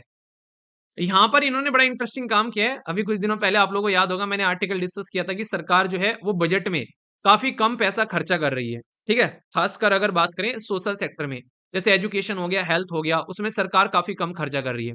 इन्होंने क्या स्मार्ट प्ले करा है यहाँ पर, सोशल सेक्टर एक्सपेंडिचर में इकोनॉमिक सर्वे के अंदर में अपना स्टेट का मिक्स करके लिख दिया क्योंकि स्टेट तो खर्च कर ही रहे हैं। तो इनका इंक्रीमेंट यहाँ पर दिख गया इससे, इसको कहते हैं स्मार्ट मूव करना, ठीक है? तो इन्होंने दिखा दिया कि भाई कितना अच्छे से हम लोग खर्चा कर रहे हैं यहाँ पर, स्टेट का भी इसके अंदर में मिक्स कर कर, ठीक है? तो सोशल सेक्टर में किस तरीके से चीज़ों को एक्सटेंड किया जा रहा है और कैसे एम्पावर कर सकते हैं। तो यहाँ पर जो गवर्नमेंट की स्पेंडिंग है, एजुकेशन पर, हेल्थ पर और सोशल सिक्योरिटी पर, उसके बारे में इन्होंने बात की। और आप लोगों को याद होगा, मैंने आप लोगों से अभी डिस्कस किया था, हमारे देश के अंदर में एसर एक रिपोर्ट प्रस्तुत की जाती है, ये प्रथम एनजीओ के द्वारा एजुकेशन के बारे में। तो उसका भी ज़िक्र इन्होंने अपनी स्पीच के अंदर में किया था, कि भाई एजुकेशन में सरकारी जो स्कूल हैं उनमें किस तरीके से चीज़ें इंप्रूव हुई हैं। ये अभी मैंने आप लोगों से एडिटोरियल पूरा डिस्कस किया था, उस एडिटोरियल का ज़िक्र कर डाला इन्होंने अपनी स्पीच के अंदर में, कि भाई हमारे देश के अंदर में हम लोग अच्छा काम कर रहे हैं। गाँव में आज के डेट में हम लोग पानी अच्छे से सप्लाई करवा पा रहे हैं। स्कूल का इंफ्रास्ट्रक्चर भी इंप्रूवमेंट हुआ है। मैंने बोला था ना कि उस आर्टिकल के अंदर में आप लोगों को याद होगा अगर आप लोग रेगुलर वीडियो सुनते हैं। तो 15.3 करोड़ हाउस होल्ड जो है आज के डेट में वो पानी टैप वाटर आप लोग यहाँ पर देख पा रहे हैं। तो इसमें ये वाली स्लाइड बड़ी इंपॉर्टेंट है कि भाई साहब क्या-क्या इन्होंने इंप्रूव किया है। Girls toilets, boys toilets, hand wash वाली ये सारी चीज़ें। याद आ रहा है वो पूरा का पूरा आर्टिकल ही एडिटोरियल यहाँ पर आ गया आप लोगों के सामने। जिसमें वो कंपेयर किया था कि कंप्यूटर कितने हैं गवर्नमेंट स्कूल में, प्राइवेट स्कूल में, शहरों में और गाँव में, लाइब्रेरी, इंटरनेट की फैसिलिटी। तो वो डेटा इन्होंने यहाँ पर पूरा का पूरा रख दिया है आप लोगों के सामने, ठीक है? और सरकार जो है वो क्या-क्या इनिशिएटिव चला रही है, तो बहुत सारे इनिशिएटिव भी यहाँ पर इन्होंने लगाए हैं, जिसमें इन्होंने बताया कि हम लोग कैसे जो लिटरेसी को बढ़ा रहे हैं, कैसे सोसाइटी में हम लोग इमोशनल लर्निंग को बढ़ा रहे हैं, कैसे हम लोग लाइफ स्किल सिखा रहे हैं, तो इसके जो इनिशिएटिव हैं, ये भी इन्होंने यहाँ पर बताए हैं। तो ये एक इम्पोर्टेंट एरिया हो जाता है, अगर आप लोग समझोगे तो बहुत सारी और भी स्कीम्स हैं, इनके नाम आप लोग समझ सकते हैं कि गाँव के अंदर में इकोनॉमी को बढ़ाने के लिए प्रधानमंत्री ग्रामीण सड़क योजना, स्वच्छ भारत मिशन ग्रामीण आप लोग देख सकते हैं, मिशन अमृत सरोवर देख सकते हैं, प्रधानमंत्री आवास योजना, जल जीवन मिशन, सांसद आदर्श ग्राम योजना, ये सारी की सारी जो स्कीम्स हैं आप लोग की कवर हो चुकी हैं। नेशनल हेल्थ मिशन, ये कहीं न कहीं रेगुलर जो वीडियो आती है, जो करंट अफेयर की उसमें सारी आप लोग की कवर होती है, आप लोगों को नज़र आती है, ठीक है? साथ ही साथ में अफोर्डेबल हेल्थ के बारे में बात करें तो इम्यूनाइजेशन प्रोग्राम जिसमें जन औषधि केंद्र ये बना रहे हैं, उसके बारे में बात की जा रही है। टेक्नोलॉजी प्रोवाइड कराई जा रही है, ठीक है? हेल्थ से रिलेटेड कई सारी चीज़ें जैसे आयुष्मान भारत प्रधानमंत्री जन आरोग्य योजना के बारे में इन्होंने बात की। तो ये सारी स्कीम जो है इनके बारे में थोड़ा-सा आप लोग ध्यान ज़रूर रखिएगा। एक एप्लीकेशन इनके द्वारा बनाया गया था कोविड-19 के टाइम पर आप लोगों को याद होगा। सबको वैक्सीन के डोज़ देने के लिए जिसको यूविन करके नाम इन्होंने रखा था, ठीक है? तो ये पॉइंट आप लोग समझ सकते हैं। ई-संजीवनी के बारे में तो ऑलरेडी एग्ज़ाम में आप लोगों से क्वेश्चन भी पूछा जा चुका है। तो ये पॉइंट्स हैं जो आप लोग यहाँ पर समझिएगा, ठीक है? तो ये बातें इनके द्वारा बताई गई इस पर्टिकुलर चैप्टर के अंदर में कि कैसे-कैसे चीज़ों को लेकर चल रहे हैं, ठीक है? आगे चले तो इन्होंने बताया कि एम्प्लॉयमेंट के बारे में, हालाँकि ये सुनते-सुनते मुझे थोड़ी-सी हँसी छूट रही थी, ठीक है ना? कि ये थोड़ा-सा सोच रहे थे कि ठेकरा जो है कहीं न कहीं प्राइवेट सेक्टर के ऊपर भी फोड़ दिया जाए। तो यहाँ पर क्योंकि प्राइवेट सेक्टर आज के डेट में जॉब कम दे रहे हैं, तो उसके चक्कर में भी इन्होंने बातें की क्योंकि सरकार आज के डेट में जॉब ज़्यादा निकाल नहीं रही है, पर फिर भी कह रहे हैं कि हम लोगों ने काफ़ी कुछ किया है। फीमेल लेबर फोर्स पार्टिसिपेशन बढ़ा है हमारे देश के अंदर में, स्ट्रॉन्ग फोकस गया है डिजिटल स्किल के ऊपर में यहाँ पर और वर्क फोर्स जो है वो बढ़ी है और गिग इकोनॉमी जैसे आज की डेट में आप लोग ओला, उबर जैसे जो ज़ोमैटो, स्विगी ये आज की डेट में अमेज़न डिलीवरी, फ्लिपकार्ट ये सब इससे बारे में इन्होंने बोला कि गिग वर्कर लगभग 2.3 करोड़ 2029-30 तक होने वाले हैं। तो ये एक नई एम्प्लॉयमेंट अपॉर्च्युनिटी है। मतलब सोचो आप लोग यहाँ पर ये थोड़ा-सा मुझे लगता है कहीं न कहीं कि जहाँ पर इनको ये दिख रहा है कि तुम कुछ बता नहीं पा रहे हो, तो वहाँ पर ऐसी-ऐसी चीज़ें ढूँढ कर चिपका दे रहे हैं, जिससे लोगों को लगे कि हाँ, कुछ अच्छा हो रहा है। ठीक है? तो ये चीज़ें यहाँ पर कहीं न कहीं आप लोग बोल सकते हो कैसे-कैसे फीमेल लेबर का पार्टिसिपेशन बढ़ा है यहाँ पर, वो यहाँ पर बताया जा रहा है। तो कुछ स्कीम है यहाँ पर, जैसे स्किल डेवलपमेंट हो गया, ठीक है, मार्केटिंग सपोर्ट हो गया, सपोर्ट टू द वुमेन जो हो गया, उसके लिए क्या क्या चला रखा है, कैसे उनको क्रेडिट का एक्सेस मिल जाता है ताकि वो बिजनेस कर सकें। तो ये पॉइंट आप लोगों के सामने है, कैसे डिजिटल इकोनॉमी में जॉब को क्रिएट किया जा रहा है और कैसे ग्रीन वर्कफोर्स क्रिएट की जा रही है आज के डेट में, ताकि जो सोलर एनर्जी, विंड एनर्जी, उसमें भी बहुत सारे लोगों को जॉब मिल रही है ना। कुछ पॉजिटिव एरिया है जो यहाँ पर जिक्र किया गया है, पर कुछ पर काम करने की जरूरत है, कई स्किल डेवलप करने की जरूरत है। वुमेन के पार्टिसिपेशन के लिए इनके द्वारा जो स्कीम चला रखे हैं, तो वो एक तरीके से कहीं ना कहीं चेंज लेकर आ रही है ग्राउंड लेवल पर, तो इसके बारे में जिक्र किया गया है।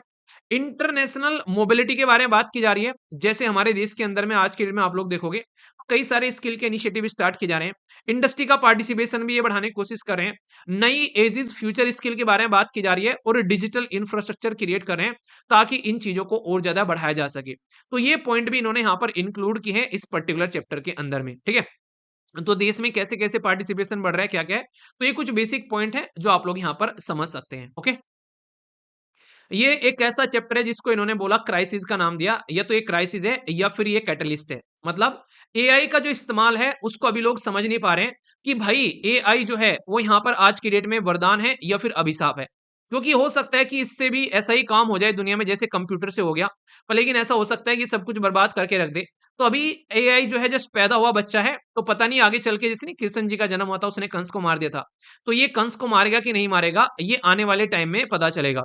तो एआई का जो पार्टिसिपेशन है वो अपॉर्चुनिटी भी है और चैलेंज भी है, क्योंकि अगर लोगों के हाथ में जा रहा है ढंग से एआई, और एआई का इस्तेमाल अगर वो नेगेटिव तरीके से कर रहे हैं तो ये दिक्कत भी कर सकता है। तो कैसे आप लोग इसको समझ सकते हैं, क्योंकि फिर से अपस्किल करना पड़ेगा लोगों को, रीस्किल करना पड़ेगा। गवर्नमेंट हो, प्राइवेट सेक्टर हो या फिर कोई एकेडमिक हो, हर जगह आप लोगों को ट्रेन करना पड़ेगा। अब तक तो हम लोगों को पुराने ढर्रे पर एजुकेशन अपनी दे रहे हैं, फिर से अब यहाँ पर एआई आ गया, अब कैसे एआई के साथ में मैच करोगे, तो ये बड़ी दिक्कत वाली बात होगी। बहुत सारी जॉब भी खाएगा अगर अपने आप को लोग आगे लेकर नहीं चल रहे हैं। Data science, machine learning, robotics, ये कोई नया एक आप लोगों को एरिया आज के में इंट्रोड्यूस होते हुए नजर आ रहे हैं, जिससे लोगों का कोई ज्यादा कनेक्शन है ही नहीं है। कैसे हम लोग यहाँ पर इसको इंप्रूव कर पाएंगे। तो एआई कैसे अपॉर्चुनिटी है, कैसे चैलेंज है, इसको हम लोग को समझकर आगे बढ़ना पड़ेगा कि पोस्ट टेक्नोलॉजी रिवॉल्यूशन किस तरीके से हम लोग चीजों को लेकर चल सकते हैं। कंप्यूटर के टाइम पर भी दिक्कतें देखने को मिल रही थी, तो बहुत सारे आज के डेट में रिस्क के बारे में बात कर रहे हैं कि जॉब खा जाएगा, सब ये बता रहे हैं। केयरफुली हम लोग को ऑप्टिमाइज करना पड़ेगा एआई वगैरह को, क्योंकि यहाँ पर अगर एआई आ गया मार्केट के अंदर में और उसने लेबर को रिप्लेस कर दिया तो बड़ी दिक्कत हो जानी है मार्केट के अंदर में। तो ये चीजें समझाने की कोशिश करें। तो इसलिए आप लोगों को यहाँ पर एक तो देखने को मिलेगा कि कितना प्रैक्टिकल है, कितना रिलायबल है, इंफ्रास्ट्रक्चर को डेवलप करना और रिसोर्सेज का ढंग से इस्तेमाल करना, ये कई सारे चैलेंज है जिनके ऊपर में काम करने की बात इनके द्वारा बताई गई है, ठीक है। तो ये टोटल इस तरीके से पूरा का पूरा एक इकोनॉमिक सर्वे का एक ओवरव्यू मैंने आप लोगों को यहाँ पर दे दिया। कहाँ से क्या क्या चीजें निकल कर आ रही हैं, सारे चैप्टर के अंदर में क्या क्या है, वो बहुत ही प्रिसाइज वे में आप लोगों को मैंने यहाँ पर समझा दिया, जिससे कि आप लोगों के माइंड में इसको लेकर अब कोई डाउट न रहे। बाकी एक छोटी सी इन्फॉर्मेशन उन लोगों के लिए जिसको नहीं पता है, एसएलवी का एप्लीकेशन और वेबसाइट आप लोग को देखने को मिलते हैं, जहां पर पुराने पीवाईक्यूज भी आप लोग जाकर सारे के सारे डाउनलोड कर सकते हैं। इसी के साथ में टेस्ट सीरीज रहती है फ्री ऑफ कॉस्ट, जो कि आप लोग अटेम्प्ट कर सकते हैं। यहाँ पर हर संडे को टेस्ट देखने को मिलता है आप लोग को, यहाँ पर क्विज भी रहते हैं आप लोग के रेगुलरली, इनको आप लोग यहाँ पर अटेम्प्ट कर सकते हैं।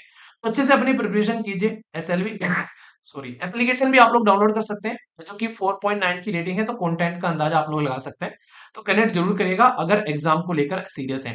बहुत सारे कोर्सेज आप लोग को देखने को मिल जाएंगे यूपीएससी के लिए, यहाँ पर यूपीएफओ के लिए, NCERT test series, option subject, सब कुछ है यहाँ पर डिटेल में तसल्ली में। टेस्ट सीरीज है बहुत सारे एग्जाम्स के लिए, इसको भी आप लोग कनेक्ट कर सकते हैं। चलिए आगे सेशन बढ़ाते हैं। बहुत सारी बेसिक इन्फॉर्मेशन पहले डिस्कस करूंगा, फिर इसके बाद में समझेंगे बजट के बारे में, क्या क्या प्रोसीजर हमारे देश के अंदर में होता है। बजट के बारे में कुछ बेसिक बातें भी बताऊंगा आप लोगों को, जो कि एग्जाम में डायरेक्ट क्वेश्चन आप लोग के पूछे जा सकते हैं। अब की बार की थीम क्या रही बजट को लेकर, कौन से ग्रोथ के इंजन रहे, कौन से फोकस एरिया रहे, कहां से कितना पैसा आया, कहां को कितना पैसा गया, बहुत सारी स्कीम्स बजट के अंदर में, तो बहुत सारी बातें मैं आप लोगों से करने वाला हूं। पर आगे बढ़ने से पहले आप लोगों के सामने बजट की बेसिक बातें, जिनके ऊपर में अक्सर क्वेश्चन एग्जाम में आप लोग के बनते हैं, क्योंकि यहाँ पर हम लोग बात करते हैं कुछ ऐसी पॉइंट्स के बारे में जो कि आप लोगों को पता होना चाहिए। सबसे पहले तो जो वर्ड बजट है, ये हमारे संविधान के अंदर में कहीं भी नहीं लिखा हुआ है। ये आप लोग याद रखना, बजट कहीं भी संविधान में नहीं लिखा हुआ है। जब संविधान में बजट नहीं लिखा हुआ है, तो फिर आप लोग को संविधान में क्या लिखा हुआ मिलेगा, संविधान में आप लोग को लिखा मिलेगा एनुअल फाइनेंशियल स्टेटमेंट। तो ये जो शब्द है एनुअल यानी कि हर साल का, फाइनेंशियल यानी कि पूरा जो फाइनेंस रहा आने वाले टाइम में जो रहने वाला है, उसका एक स्टेटमेंट दिया जाता है, जैसे नहीं बैंक की स्टेटमेंट आप लोग निकाल कर लेकर आते हैं, बट हम लोग नॉर्मली इसको बजट बोल देते हैं क्योंकि घरों में सब जगह बजट इस्तेमाल किया जाता है, तो हम लोग भी वर्ड बजट यूज कर लेते हैं। पर लेकिन बजट वर्ड जो है वो संविधान में नहीं है। तो फिर एनुअल फाइनेंशियल स्टेटमेंट संविधान में, जी हाँ, संविधान के पार्ट 5 में चैप्टर 2 में आर्टिकल 112 में एनुअल फाइनेंशियल स्टेटमेंट लिखा हुआ है और ये बोला गया कि प्रेसिडेंट ऑफ इंडिया के नाम से हमारे संविधान के अंदर में पता है सारे काम करती है सरकार। तो यहां पर कि ये बोला गया है कि every year president of India, यहां पर पार्लियामेंट के अंदर में एनुअल फाइनेंशियल स्टेटमेंट जो है वो यहां पर उनके नाम से रखा जाएगा और ये कॉमनली इसको हम लोग बजट बोल देंगे। और ये इतना इंपॉर्टेंट है, आप लोग को बता दूं कि ये कॉन्स्टिट्यूशनल ओब्लिगेशन है। इसका मतलब ये है कि भाई साहब ये संविधान का एक दायित्व है। अगर बजट प्रस्तुत आप लोग नहीं करेंगे तो ये बेसिकली संविधान भी इसमें ये बातें बोलता है कि आप लोग बजट को प्रस्तुत करना ही करना है, आप लोग इसको इग्नोर नहीं कर सकते, ऐसा आप लोग यहां पर बोल सकते हैं।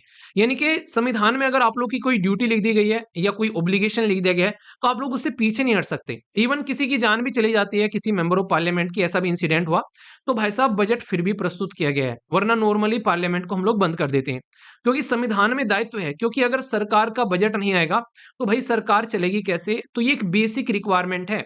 इसलिए बजट जो है वो हमेशा आता ही आता है, चाहे धरती इधर की इधर हो जाए। तो ये इंपॉर्टेंट है।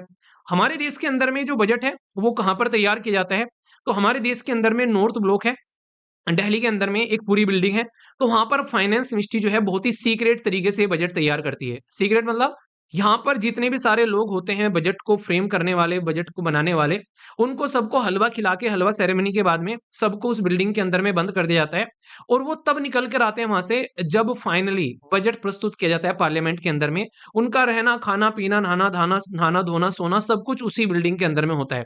रीजन क्या है, अगर पता चल गया कि सरकार कौन से बजट में कितने पैसे खर्च करने वाली है तो इसकी वजह से मार्केट में, खासकर स्टॉक मार्केट जैसी चीजों पर बहुत ही इंपैक्ट पड़ता है। लोग वही वाले शेयर खरीद लेंगे, वहीं उसी एरिया में इन्वेस्टमेंट कर देंगे, एक साल के लिए काफी कुछ यहाँ पर इंपैक्ट डालते हुए नजर आते हैं। ठीक है, तो इसलिए आप लोगों को यहाँ पर ये चीजें देखने को मिलती है। अब यहाँ पर एक इंटरेस्टिंग चीज आप लोग ध्यान रखना, 2016 तक हमारे देश के अंदर में जो बजट था वो फरवरी के लास्ट डे में आता था, लास्ट वर्किंग डे जो भी होगा। जैसे मान लीजिए अगर फरवरी के बारे में बात करें, 28 डे की फरवरी हो रही है या फिर 9 या 29 की फरवरी है यहाँ पर, तो उसी हिसाब से बजट आता था वर्किंग डे में। ठीक है, तो यहाँ पर ये अगर हम लोग बात करें ये काम क्यों होता था हमारे देश के अंदर में, ये बजट प्रस्तुत यहाँ पर 29 ऑफ या 28 ऑफ फरवरी को प्रस्तुत किया जाता था। एक तो ये, और दूसरा अभी यहाँ पर आज लोगों को ये बजट जो है वो शाम को प्रेजेंट होता हुआ नजर आता था, तो शाम की जगह भी ये मॉर्निंग में हो गया। और साथ ही साथ में जो आज की डेट में ये 28 तो फरवरी को आता था या 29 तो फरवरी को, वो 1 फरवरी को हो गया। तो ये दो बहुत बड़े चेंज आप लोगों को देखने को मिले। तो 1 फरवरी को करने का मतलब क्या है, और पहले 29 फरवरी को जैसे आता था, तो आप लोगों को देखने को मिलता है कि हमारे देश में जो फाइनेंशियल ईयर है वो 1 अप्रैल से स्टार्ट होता है। तो 1 अप्रैल से यहाँ पर नया साल स्टार्ट होता है। फाइनेंस के बारे में जब आप लोग बात करते हैं तो जब हम लोग यहाँ पर बजट प्रस्तुत करते थे 28 फरवरी को, तो यहाँ पर बस मार्च का टाइम रहता था डिबेट और डिस्कशन करने का। उसके बाद में सारी चीजें जो हैं फिर इंप्लीमेंट हो जाती थी।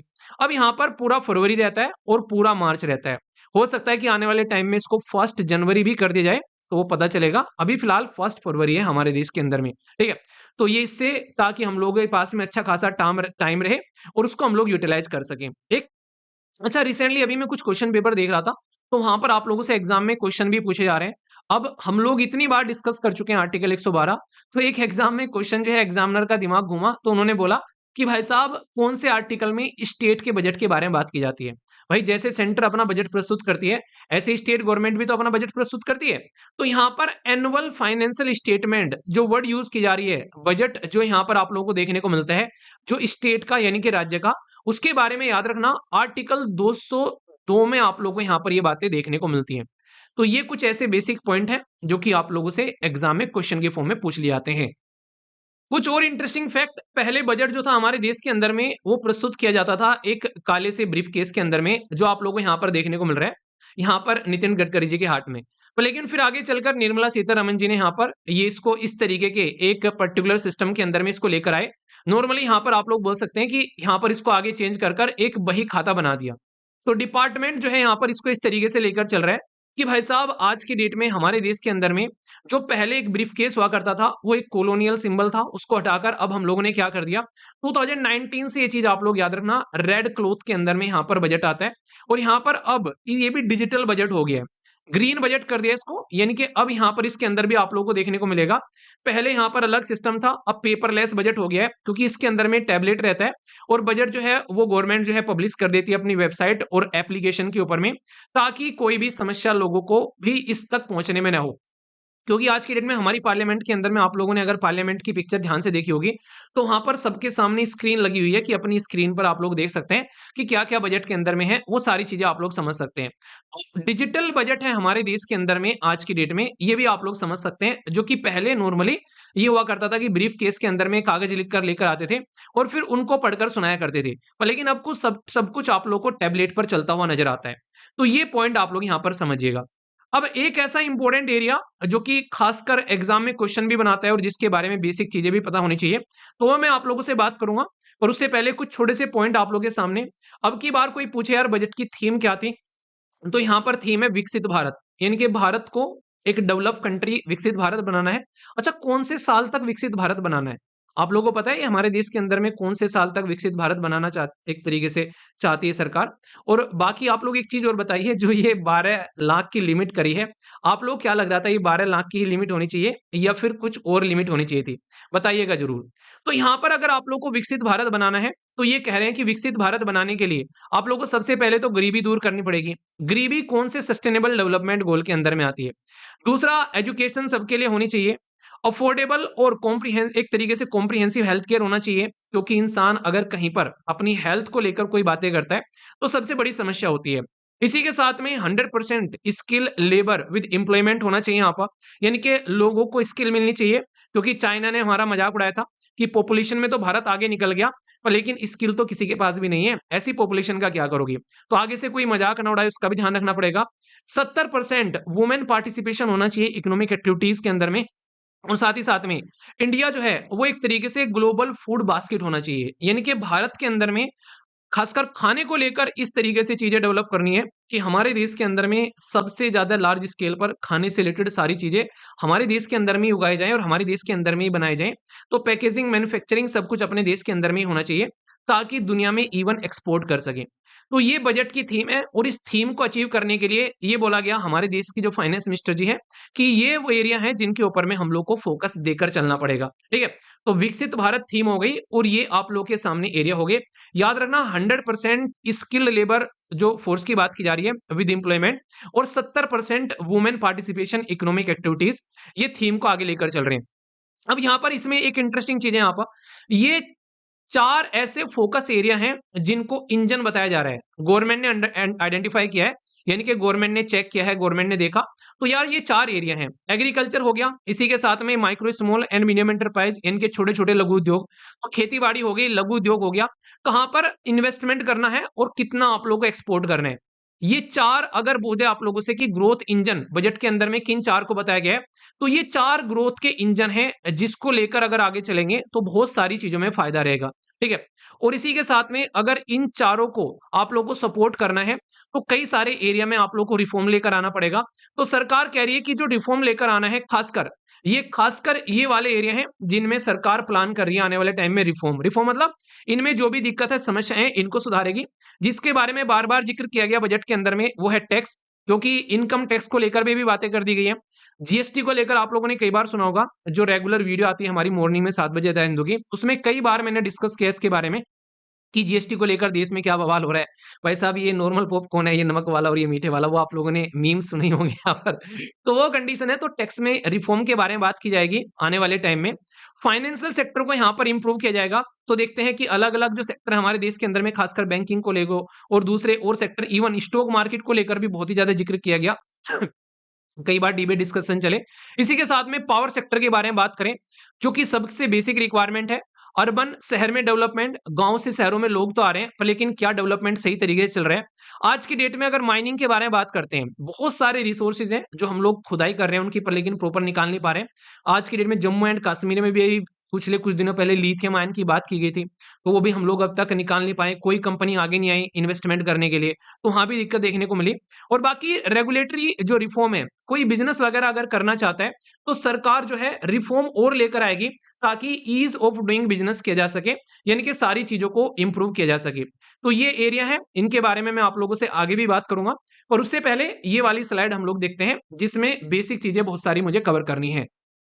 अच्छा, इस स्लाइड को ध्यान से सुनिएगा, यहाँ से डायरेक्ट क्वेश्चन आप लोगों के बनते हुए नजर आते हैं और आगे भी क्वेश्चन बन सकते हैं, तो इसलिए इसके ऊपर में खासकर इंक्रीजिंग और डिक्रीजिंग ऑर्डर में भी मैं आप लोगों को बताऊंगा, तो ध्यान से सुनिएगा। सबसे ज्यादा पैसा हमारे देश में सरकार के पास में कहाँ से आता है? तो वो आता है भाई साहब, जिसको बोलते हैं आप लोग इनकम टैक्स।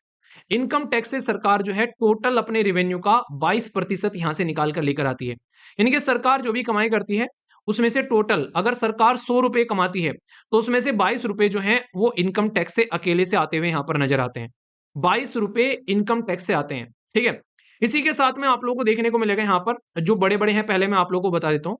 दूसरे नंबर पर जो है गुड्स एंड सर्विस टैक्स, या उसके साथ में जो सेस वगैरह है वो सारी चीजें, यहाँ से 18 रुपए आते हैं टोटल मिलाकर, ठीक है। तीसरे नंबर पर सबसे बड़ा जो है यह कॉर्पोरेट, जो कि कंपनीज पर टैक्स लगाए जाते हैं सरकार के द्वारा, तो यहां से 17 रुपए आप लोगों को देखने को मिलते हैं, ठीक है। इसी के साथ में फिर यहां पर आप लोगों को देखने को मिलेगा इंपॉर्टेंट, ये है जिसको बोलते हैं नॉन टैक्स रिसिप्ट। ये क्या होते हैं? नॉन टैक्स रिसिप्ट आप लोग ऐसे बोल सकते हैं, जैसे सरकार क्या करती है कई बार, जैसे किसी पर्टिकुलर एरिया के ऊपर में सरकार ने एक तरीके से फाइन लगा दिया किसी के ऊपर में, या कोई फीस सरकार कहीं से ले रही है, कई सारी ऐसी चीजें देखने को मिलती है। सरकार ने किसी चीज को मतलब किसी को दे रखा है, जैसे अदानी जी को पोर्ट दे दिए, तो वहां से जो पैसा आता है सरकार जो पैसा कमाती है, मतलब सरकार के रिसोर्सेज का इस्तेमाल करके सरकार जो पैसा कमाती है, सरकार को जो डिविडेंड मिलता है उसमें, सरकार को जो प्रॉफिट मिलता है, सरकार कहीं पर कोई फाइन लगाती है, सरकार कहीं से कोई फीस लेती है, ठीक है। तो वो सारा का सारा पैसा जो होता है वो टैक्स का पैसा तो है नहीं है, पर लेकिन सरकार को टोटल मिलाकर 9% पैसा यहां से निकलता हुआ नजर आता है, ठीक है। ये काफी इंटरेस्टिंग है।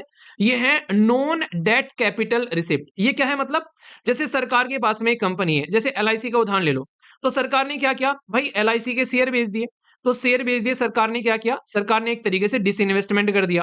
तो सरकार जब यहां पर पीएसयूज को सेल करती है, उसमें से जो पैसा निकल कर आता है, तो यहां पर उसको डिसइन्वेस्टमेंट भी बोलते हैं। तो ये पैसा जो रहता है, ये एक तरीके का नाम दिया गया इसको नॉन डेट कैपिटल रिसिप्ट, ठीक है। तो ये कोई उधारी वाली कैपिटल रिसिप्ट नहीं है, यहां पर सरकार ने अपना पैसा बेचा है, ये वो वाला पैसा सरकार यहां से निकाल कर लेकर आ रही है, ठीक है। तो ये वाला कैसा हो गया कि कोई फाइन लगा दिया, या फिर कोई प्रॉफिट मिल रहा है किसी पर्टिकुलर जो एरिया को, जिसे किसी को उधारी पर दे दिया, तो जैसे वहां से पैसा आ रहा है, और ये हो गया जब सरकार बेच देती है अपने सामान को, एक तरीके से वहां से जो पैसा आता है।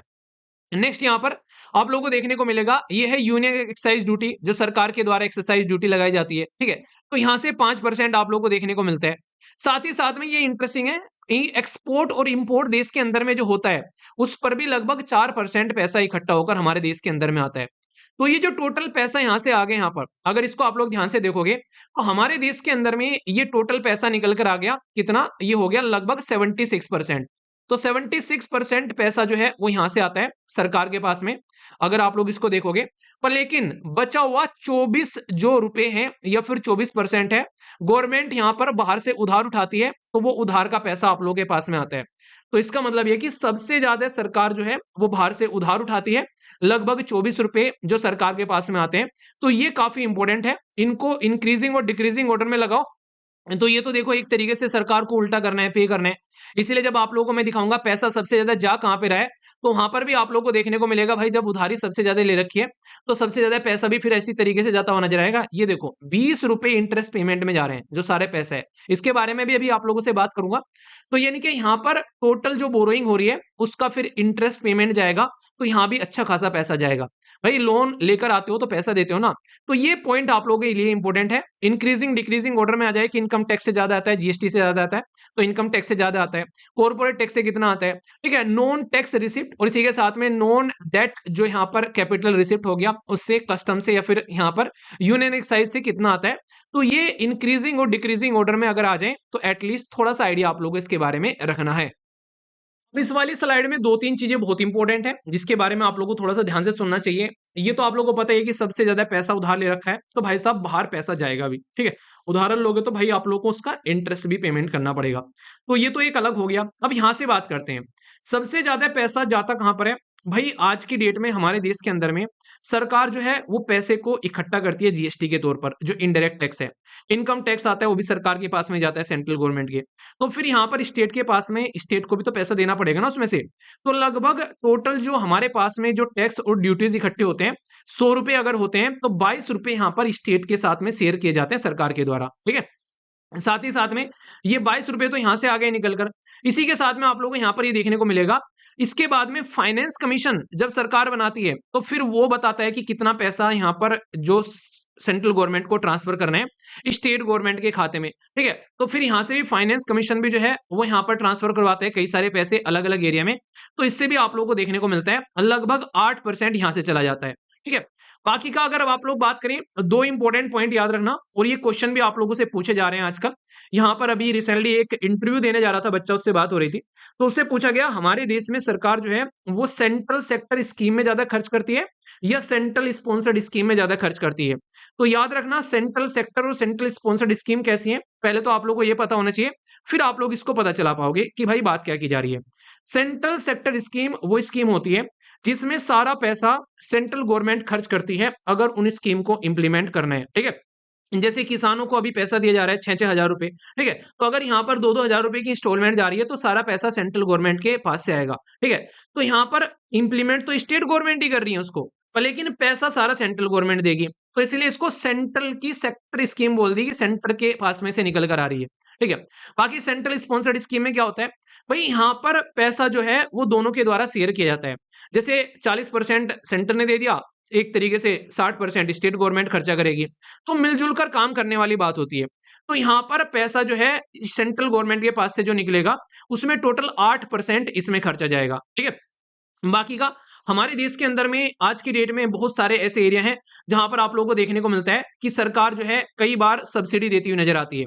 अभी जैसे एसएलवी के एप्लीकेशन पर जो क्लासेस चलती हैं उनमें डिस्काउंट कूपन कोड लगा रखा था, तो उसमें एक बच्चा कह रहा है कि सर सब्सिडी कब तक है, मतलब डिस्काउंट कूपन कोड कब तक है। तो मुझे बड़ी हंसी छूटी, मैंने कहा यार ये देखो यहाँ पर भी डिस्काउंट का जो वर्ड का जो इस्तेमाल है वो सब्सिडी कर ली, ठीक है। तो ऐसे आप लोग समझ सकते हैं। तो सब्सिडी में लगभग गवर्नमेंट अगर 100 रुपए कमाती है तो 6 रुपए सब्सिडी में देती है, ठीक है। और दूसरा डिफेंस के बारे में बात करें तो टोटल जो खर्चा होता है उसका लगभग 8% जो है वो डिफेंस में खर्च करती है, क्योंकि देश की सिक्योरिटी भी जरूरी है।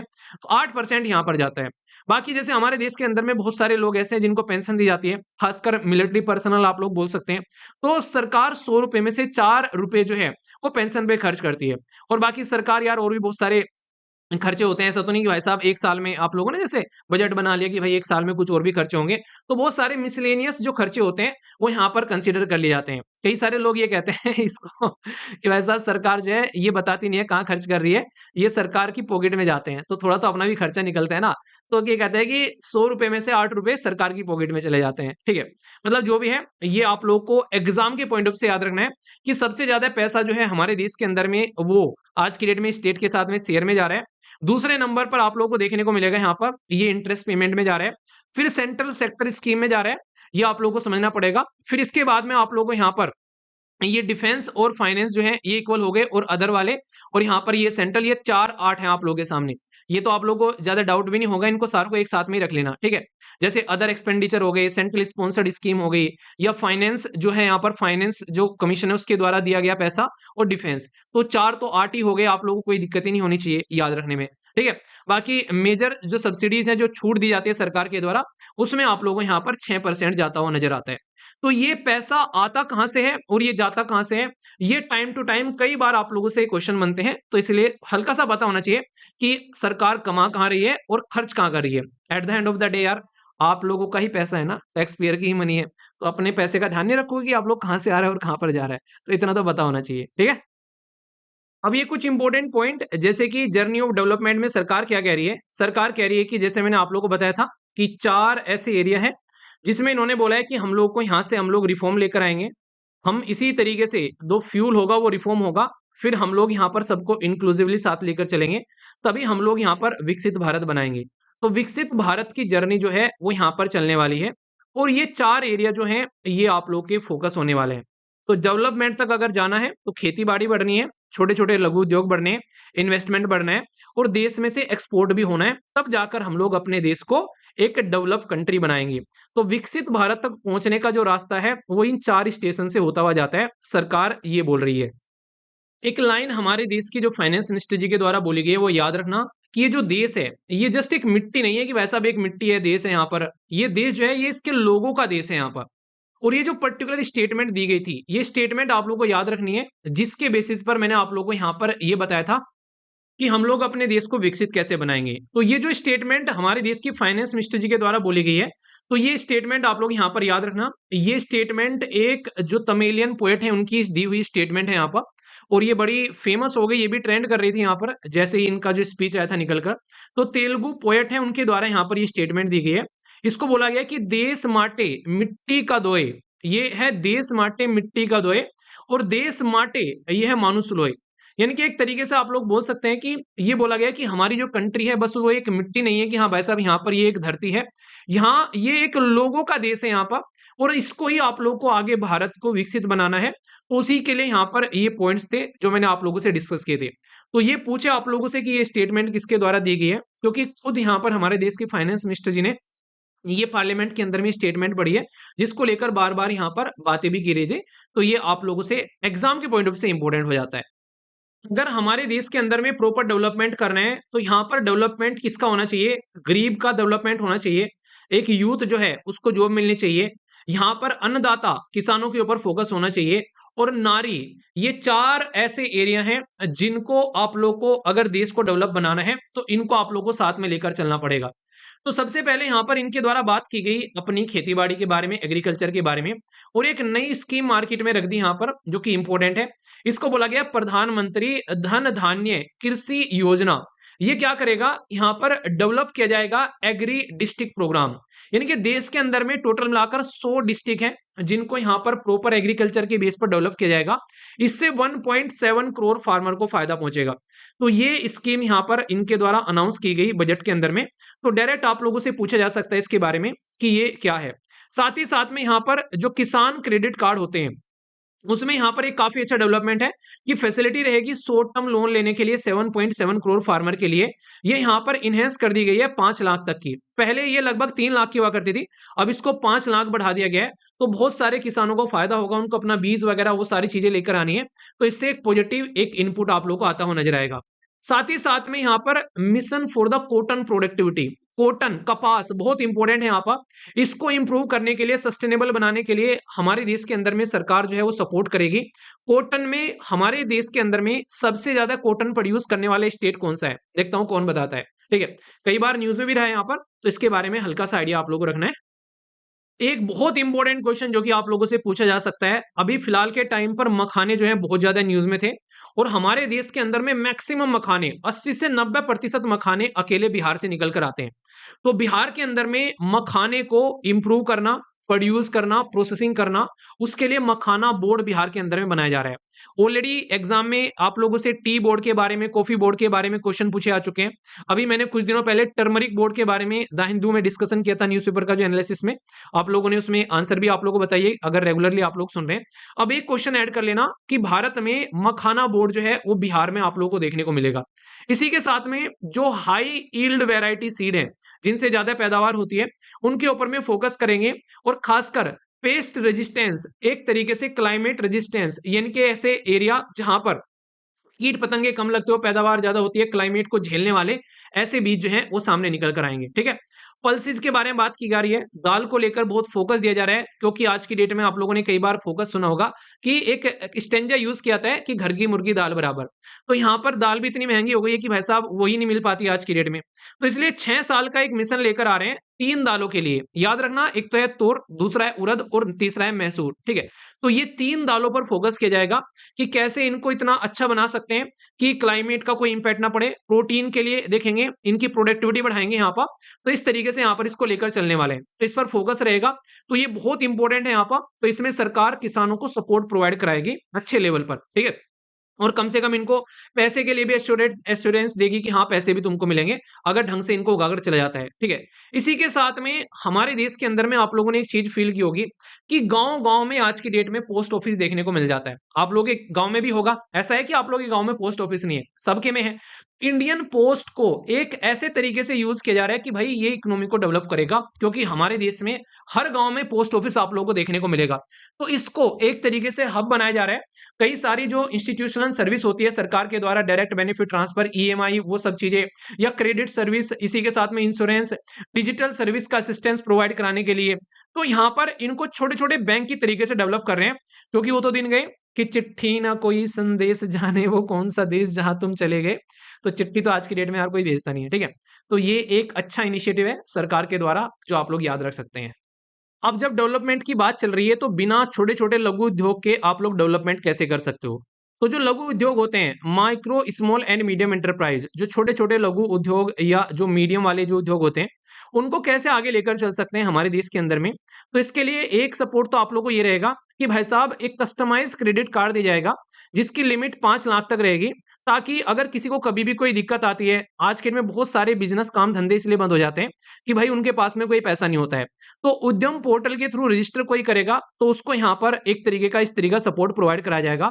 और इन फर्स्ट ईयर 10 लाख ऐसे कार्ड इशू किए जाएंगे। तो सोचो सरकार कितने सारे लोगों को बिजनेस करने के लिए प्रेरित कर रही है, ये आप लोग बोल सकते हैं।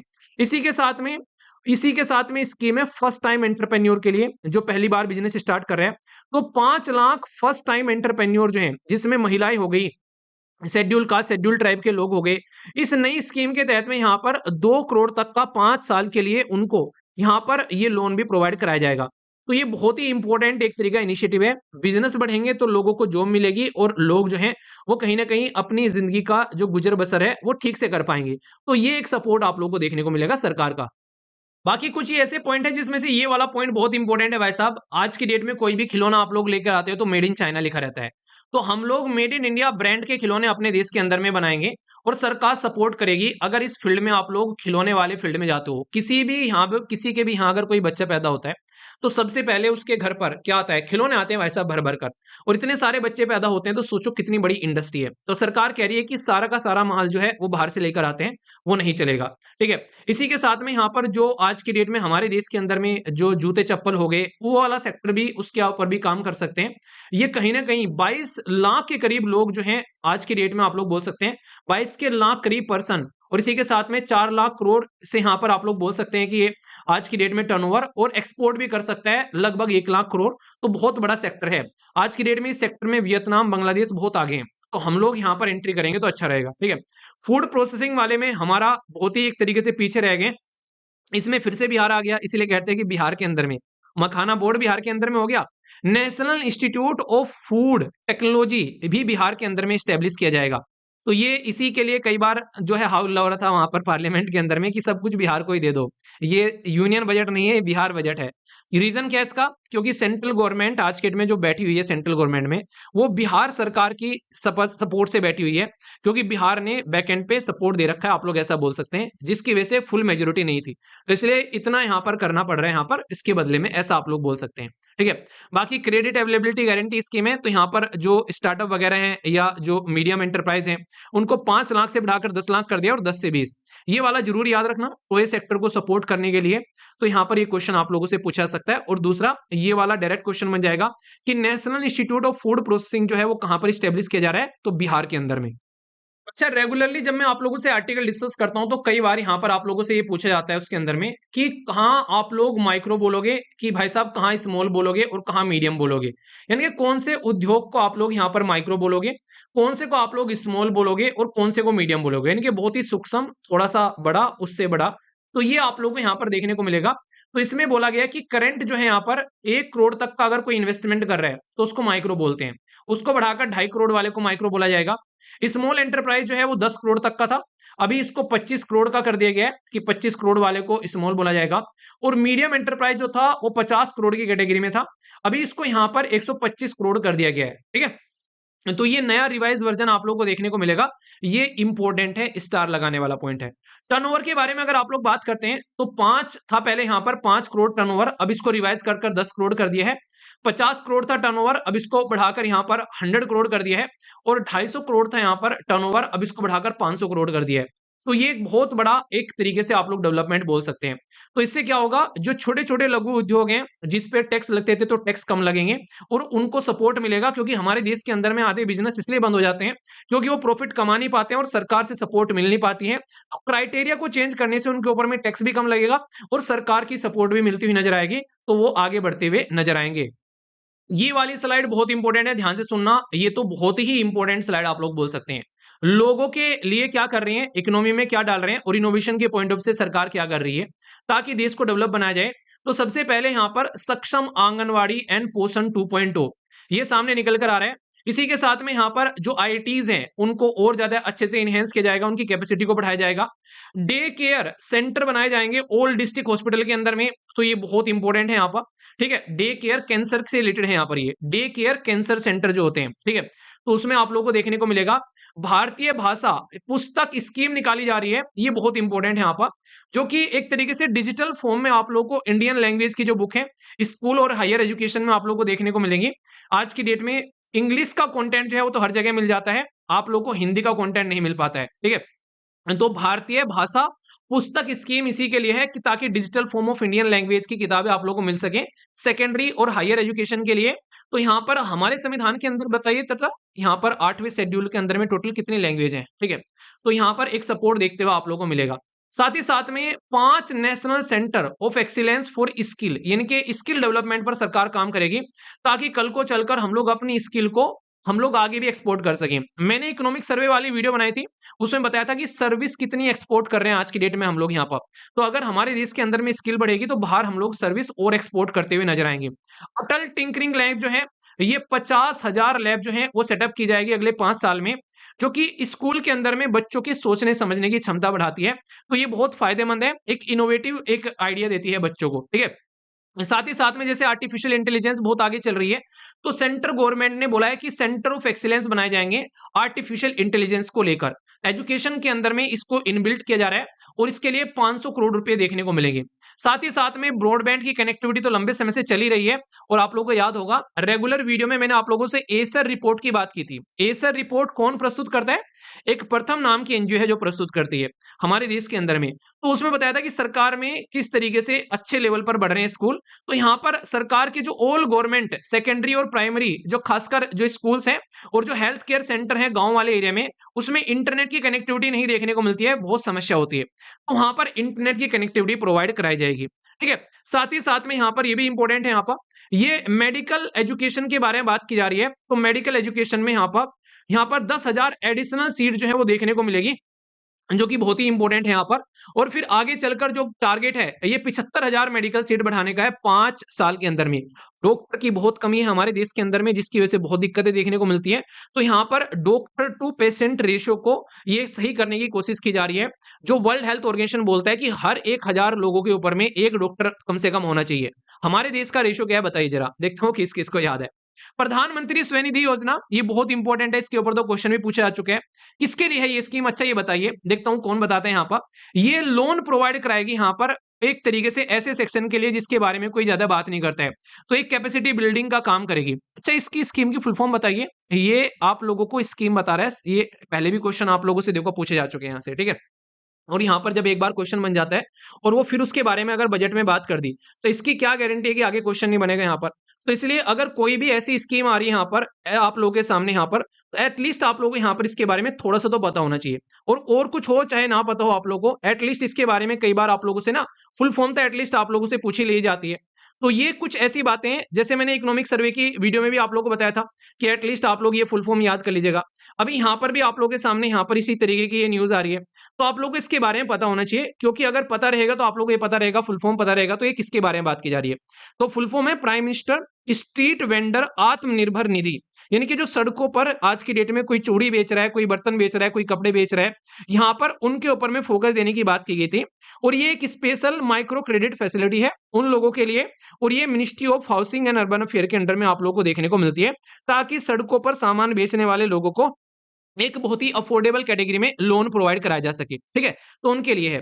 साथ ही साथ में वेलफेयर ऑनलाइन प्लेटफ़ॉर्म वर्कर, जैसे कि आज की डेट में आप लोगों को पता है, भई कहीं ओला हो गया, कहीं उबर हो गया, कहीं आज की डेट में ज़ोमैटो हो गया, अमेज़न हो गया, या फिर इतने सारे आज की डेट में जो इंस्टामार्ट करके बहुत सारे नहीं ऐसे जो फटाफट डिलीवरी की बात करते हैं, ठीक है?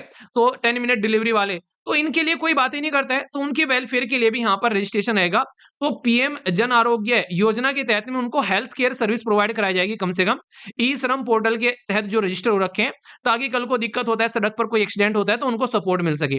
तो ये बहुत ही इंपॉर्टेंट स्लाइड है, इसमें से आप लोगों के क्वेश्चन बनने के चांसेस हैं यहाँ पर। तो ये एक बेसिक है जो कि आप लोग याद रखना। सारी की सारी स्लाइड जितनी भी हैं, सारी पीपीटी जो है वो आप लोगों को टेलीग्राम पर मिल जाएगी। टेलीग्राम का जो लिंक है वो पहले ही वीडियो के पहले ही लिंक के अंदर में कमेंट में मैं पोस्ट कर दूंगा, वहां से जाकर डाउनलोड कर लेना, ठीक है? बाकी कुछ और बेसिक बातें हैं, जैसे कि इंफ्रास्ट्रक्चर शहरों में डेवलप किया जाएगा, जल जीवन मिशन के तहत में यहाँ पर सबको पानी प्रोवाइड कराया जाएगा। यहाँ पर ये पॉइंट याद रख लेना, जल जीवन मिशन का जिक्र जो है इकोनॉमिक सर्वे में भी था। तो 100% कवरेज जो है वो बात की जा रही है 2028 तक का, ताकि सबको पानी मिल सके। और आज मैंने आप लोगों से अभी यहाँ पर रिसेंटली देखिए दिल्ली के अंदर में पानी के अंदर में कितनी जो है माइक्रो प्लास्टिक पाई जा रही है। तो वो चीजें हैं, पावर की बहुत इंपॉर्टेंस होती है यहाँ पर। अर्बन में क्या क्या चैलेंज है, शहर वाले एरिया में कहीं पानी नहीं है तो कहीं साफ सफाई नहीं है। तो बात की जा रही है कि आने वाले टाइम में एसेट्स मोनेटाइजेशन के तहत भी 10 लाख करोड़ रुपए के नई प्रोजेक्ट आप लोग को देखने को मिलेंगे। तो सरकार अर्बन वाले एरिया को प्रेफरेंस देकर चल रही है। इस वाली स्लाइड में आप लोग को एक तो उड़ान स्कीम के बारे में याद रखना है। रीजनल कनेक्टिविटी के लिए उड़े देश का आम नागरिक स्कीम आई थी। इसमें बात की जा रही है 120 नए पोर्ट आप लोगों को देखने को मिलेंगे, जिनमें 4 करोड़ लोग आगे जल्दी ही ऐड होते हुए न जाएंगे पैसेंजर के तौर पर, ठीक है? आप लोगों ने देखा अभी रिसेंटली नदियों को कनेक्ट किया जा रहा है, तो 25,000 करोड़ रुपए और खर्च किए जाएंगे। न्यूक्लियर एनर्जी के ऊपर में भी फोकस किया जा रहा है। और एक इंपॉर्टेंट पॉइंट यहां से आप लोग याद रखना, भारत के अंदर में बिहार के अंदर में ग्रीन फील्ड एयरपोर्ट बनाया जा रहा है। इसका मतलब क्या होता है? ग्रीन फील्ड एयरपोर्ट का मतलब ये होता है कि भाई एक ऐसा एयरपोर्ट जहां पर आप लोग स्क्रैच से चीजों को स्टार्ट करोगे। तो वेस्ट कोसी कैनाल जो है उसके ऊपर में काम किया जा रहा है, ग्रीन फील्ड जो है उस एक एयरपोर्ट बनाया जा रहा है, फाइनेंशियल सपोर्ट दिया जाएगा यहाँ पर। तो बिहार के लिए काफी कुछ सपोर्ट प्रोवाइड यहाँ पर कराया गया, ठीक है? टूरिज्म बढ़ाने के लिए बात की जा रही है कि लगभग 50 टूरिस्ट डेस्टिनेशन डेवलप किए जाएंगे स्टेट के साथ में पार्टनरशिप करके। और ई वीजा फैसिलिटी दी जाएगी, क्योंकि जब कोई बाहर से हमारे देश के अंदर में आता है तो भाई वो बहुत सारी जगह घूमता है, तो टूरिज्म बहुत इंपॉर्टेंट हो जाता है। स्किल डेवलपमेंट रहेगी, तो भाई साहब बहुत सारे यूथ को वहां पर काम मिलेगा, बहुत सारे टूरिस्ट गाइड भी बन जाते हैं। इसी के साथ में कई सारे स्टेट को सपोर्ट प्रोवाइड करा देंगे, मुद्रा लोन भी दिया जाएगा सपोर्ट प्रोवाइड कराने के लिए। और अगर कहीं घूमने जाना है भाई, कनेक्टिविटी की तो जरूरत पड़ेगी ही पड़ेगी यहाँ पर, ठीक है? 15,000 करोड़ रुपए का और भी यहाँ पर फंड जो है वो देखने को मिलेगा चीजों को सपोर्ट करने के लिए अलग अलग लेवल पर, ठीक है? इसी के साथ में अगर बात करें, ये यहाँ पर बात की जा रही है इनोवेशन के फील्ड में, तो इसके लिए पीएम रिसर्च फेलोशिप प्रोग्राम देखने को मिलेगा। रिसर्च एंड डेवलपमेंट में हमारा देश काफी पीछे रह जाता है, तो सरकार कह रही है अब आईआईटीज और जो आईएससीज हैं, यानी कि जो आईआईटीज हैं और जो हमारे देश के अंदर में एमबीए के कॉलेज हैं, उनको सपोर्ट प्रोवाइड कराया जाएगा। तो रिसर्च एंड डेवलपमेंट इनोवेशन के लिए 20,000 करोड़ रुपए जो है वो यहाँ पर प्राइवेट सेक्टर को भी सपोर्ट प्रोवाइड कराने के लिए दिए जाएंगे, ठीक है? इसी के साथ में हमारे देश के अंदर में बात की जा रही है किसके बारे में? Gene bank for crops. हमारे देश के अंदर में जो क्रॉप्स हैं उनमें खासकर उनके लिए जीन बैंक्स के बारे में बात की जा रही है, ये जम प्लाज्म, ठीक है? तो इसमें सेकंड जीन बैंक आप लोगों को देखने को मिलेगा, ये कि आप लोगों को सेटअप किया जाएगा, ताकि देश के अंदर में न्यूट्रिशनल और फूड सिक्योरिटी जो है उसके ऊपर भी फोकस किया जा सके, ठीक है? नेशनल जियो स्पेशल मिशन आप लोगों को देखने को मिलेगा। पीएम गति शक्ति, आप लोगों को पता है कि हमारे देश में कहां कहां क्या क्या प्रोजेक्ट चल रहे हैं, उन सब का पूरा रिकॉर्ड यहाँ पर सरकार जो है वो अपने पास लेकर आ रही है आज की डेट में। तो इसके ऊपर में पूरा फोकस दिया जा रहा है, ठीक है? इसी के साथ में ज्ञान भारतम मिशन, ये अभी आप लोग को देखने को मिल रहा है, जिसमें डॉक्यूमेंटेशन और कंजर्वेशन किया जा रहा है हमारे देश में जो मनुस्क्रिप्ट है, ताकि हमारे देश के अंदर में जो भी 1 करोड़ के करीब जो मनुस्क्रिप्ट्स हैं उनको यहाँ पर डिजिटल अपने देश की जो लाइब्रेरी है उसमें उनको अपडेट किया जा सके। क्योंकि कई बार कई सारे डेटा हमारे पास में ऑलरेडी रहते तो हैं पर डिजिटल फॉर्म में नहीं रहते हैं, डिजिटल फॉर्म में रहेंगे तो कोई कहीं से भी उनको एक्सेस कर पाएगा। तो ये एक पॉजिटिव पॉइंट आप लोग बोल सकते हैं यहाँ पर। एक जहां से डायरेक्ट आप लोगों से क्वेश्चन पूछा सकता है, एफडीआई हमारे देश के अंदर में इंश्योरेंस वाले सेक्टर में ये 74% तक हुआ करती थी फॉरेन डायरेक्ट इन्वेस्टमेंट जो बाहर से आता था, अब बढ़ाकर इसको 100% कर दिया गया है। ठीक है, तो ये काफी इंपॉर्टेंट है जिससे आप लोगों से पूछा जा सकता है। ठीक है, तो ये एक डायरेक्ट क्वेश्चन आप लोगों से बन जाएगा, ये पॉइंट इंपॉर्टेंट है जो कि याद रखना।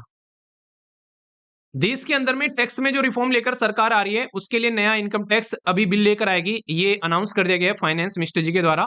और जल्दी इसके लिए रेगुलेटरी प्रोविजन भी रहेंगे। क्या क्या मुद्दा है? जन विश्वास बिल लेकर आई जा रही है, यहाँ पर डीक्रिमिनलाइज करने के लिए उन लोगों के लिए जो कि कई बार एक तरीके ना जो चोरी चकारी करते हुए पाए जाते हैं टैक्स को लेकर, तो उसके लिए भी यहाँ पर कई सारे प्रोविजन है, तो उसको डीक्रिमिनलाइज किया जा रहा है अब, ताकि देश के अंदर में चीजों को सपोर्ट किया जा सके। हमारे देश के अंदर में दवाई को लेकर कई बार समस्या रहती है, तो 36 लाइफ सेविंग जो ड्रग्स हैं यहाँ पर, उनको एग्जेम्प्ट कर दिया गया है भाई साहब। आज की डेट में उनके ऊपर में कोई भी ड्यूटी नहीं लगेगी, कोई भी टैक्स नहीं लगेगा। और 6 मेडिसिन ऐसी हैं जिनको 5% की कैटेगरी में लाया गया है। 37 मेडिसिन और 13 न्यू पेशेंट असिस्टेंस प्रोग्राम जो हैं उनको भी लिस्ट में यहाँ पर एक तरीके से एग्जेम्प्ट किया गया है। तो यहाँ पर खासकर अगर आप लोग बात करते हैं तो आप लोगों ने कई बार सुना है कि कई सारी ऐसी बीमारियां हैं जिनकी दवाइयां बहुत महंगी है, तो वहां पर एक सपोर्ट आप लोगों को देखने को मिलेगा। तो ये काफी एक इंपॉर्टेंट इनिशिएटिव है हेल्थ सेक्टर को इंप्रूव करने के लिए। और जिसको लेकर सब परेशान थे कि भाई इनकम टैक्स के लिए, तो बोला गया कि अब आप लोग का जो इनकम टैक्स है वो 12 लाख तक का कोई इनकम टैक्स अब आप लोग के ऊपर में नहीं लगेगा। और इसके अलावा बाकी सरकार कहाँ-कहाँ कितना पैसा दे रही है, ये मेजर एक्सपेंडिचर है सरकार के। डिफेंस में कितना जा रहा है, गाँव में कितना जा रहा है, होम मिनिस्ट्री में कितना जा रहा है, ठीक है? हेल्थ में कितना जा रहा है, तो ये कुछ बेसिक चीजें हैं जो आप लोगों के सामने हैं। बाकी एक छोटी सी इन्फॉर्मेशन उन लोगों के लिए जिसको नहीं पता है, एसएलवी का एप्लीकेशन और वेबसाइट आप लोगों को देखने को मिलते हैं, जहां पर पुराने पीवाईक्यूज भी आप लोग जाकर सारे के सारे डाउनलोड कर सकते हैं। इसी के साथ में टेस्ट सीरीज रहती है फ्री ऑफ कॉस्ट, जो कि आप लोग अटेम्प्ट कर सकते हैं। यहाँ पर हर संडे को टेस्ट देखने को मिलते हैं आप लोगों को। यहाँ पर क्विज भी रहते हैं आप लोग के रेगुलरली, इनको आप लोग यहाँ पर अटेम्प्ट कर सकते हैं। तो अच्छे से अपनी प्रिपरेशन कीजिए। एसएलवी सॉरी एप्लीकेशन भी आप लोग डाउनलोड कर सकते हैं, जो कि 4.9 की रेटिंग है, तो कंटेंट का अंदाजा आप लोग लगा सकते हैं। तो कनेक्ट जरूर करिएगा अगर एग्जाम को लेकर सीरियस हैं। बहुत सारे कोर्सेज आप लोग को देखने को मिल जाएंगे यूपीएससी के लिए, यहाँ पर ईपीएफओ के लिए, NCERT test series, option subject, सब कुछ है यहाँ पर डिटेल में तसल्ली में। टेस्ट सीरीज है बहुत सारे एग्जाम्स के लिए, इसको भी आप लोग कनेक्ट कर सकते हैं। चलिए आगे सेशन बढ़ाते हैं। ये ऐसा डॉक्यूमेंट है जो कि आप लोग के नंबर पक्के करके जाता है, इकोनॉमिक सर्वे एंड बजट। एक दिन पहले इकोनॉमिक सर्वे फिर बजट, इसके साथ में आप लोग के सामने डेटा आता है पूरा निकल कर। तो इसके ऊपर में ये पूरा वीडियो रहने वाला है जिसमें डिटेल में मैं इकोनॉमिक सर्वे और बजट जो है वो डिस्कस करने वाला हूँ। तो अच्छे से सुनिएगा पूरी वीडियो को टकटकी लगाकर। जो रिसेंट के एग्जाम होंगे इनमें बहुत फायदा देखने को मिलेगा आप लोगों को इस पर्टिकुलर वीडियो से। I am Veer, welcome to study lover family.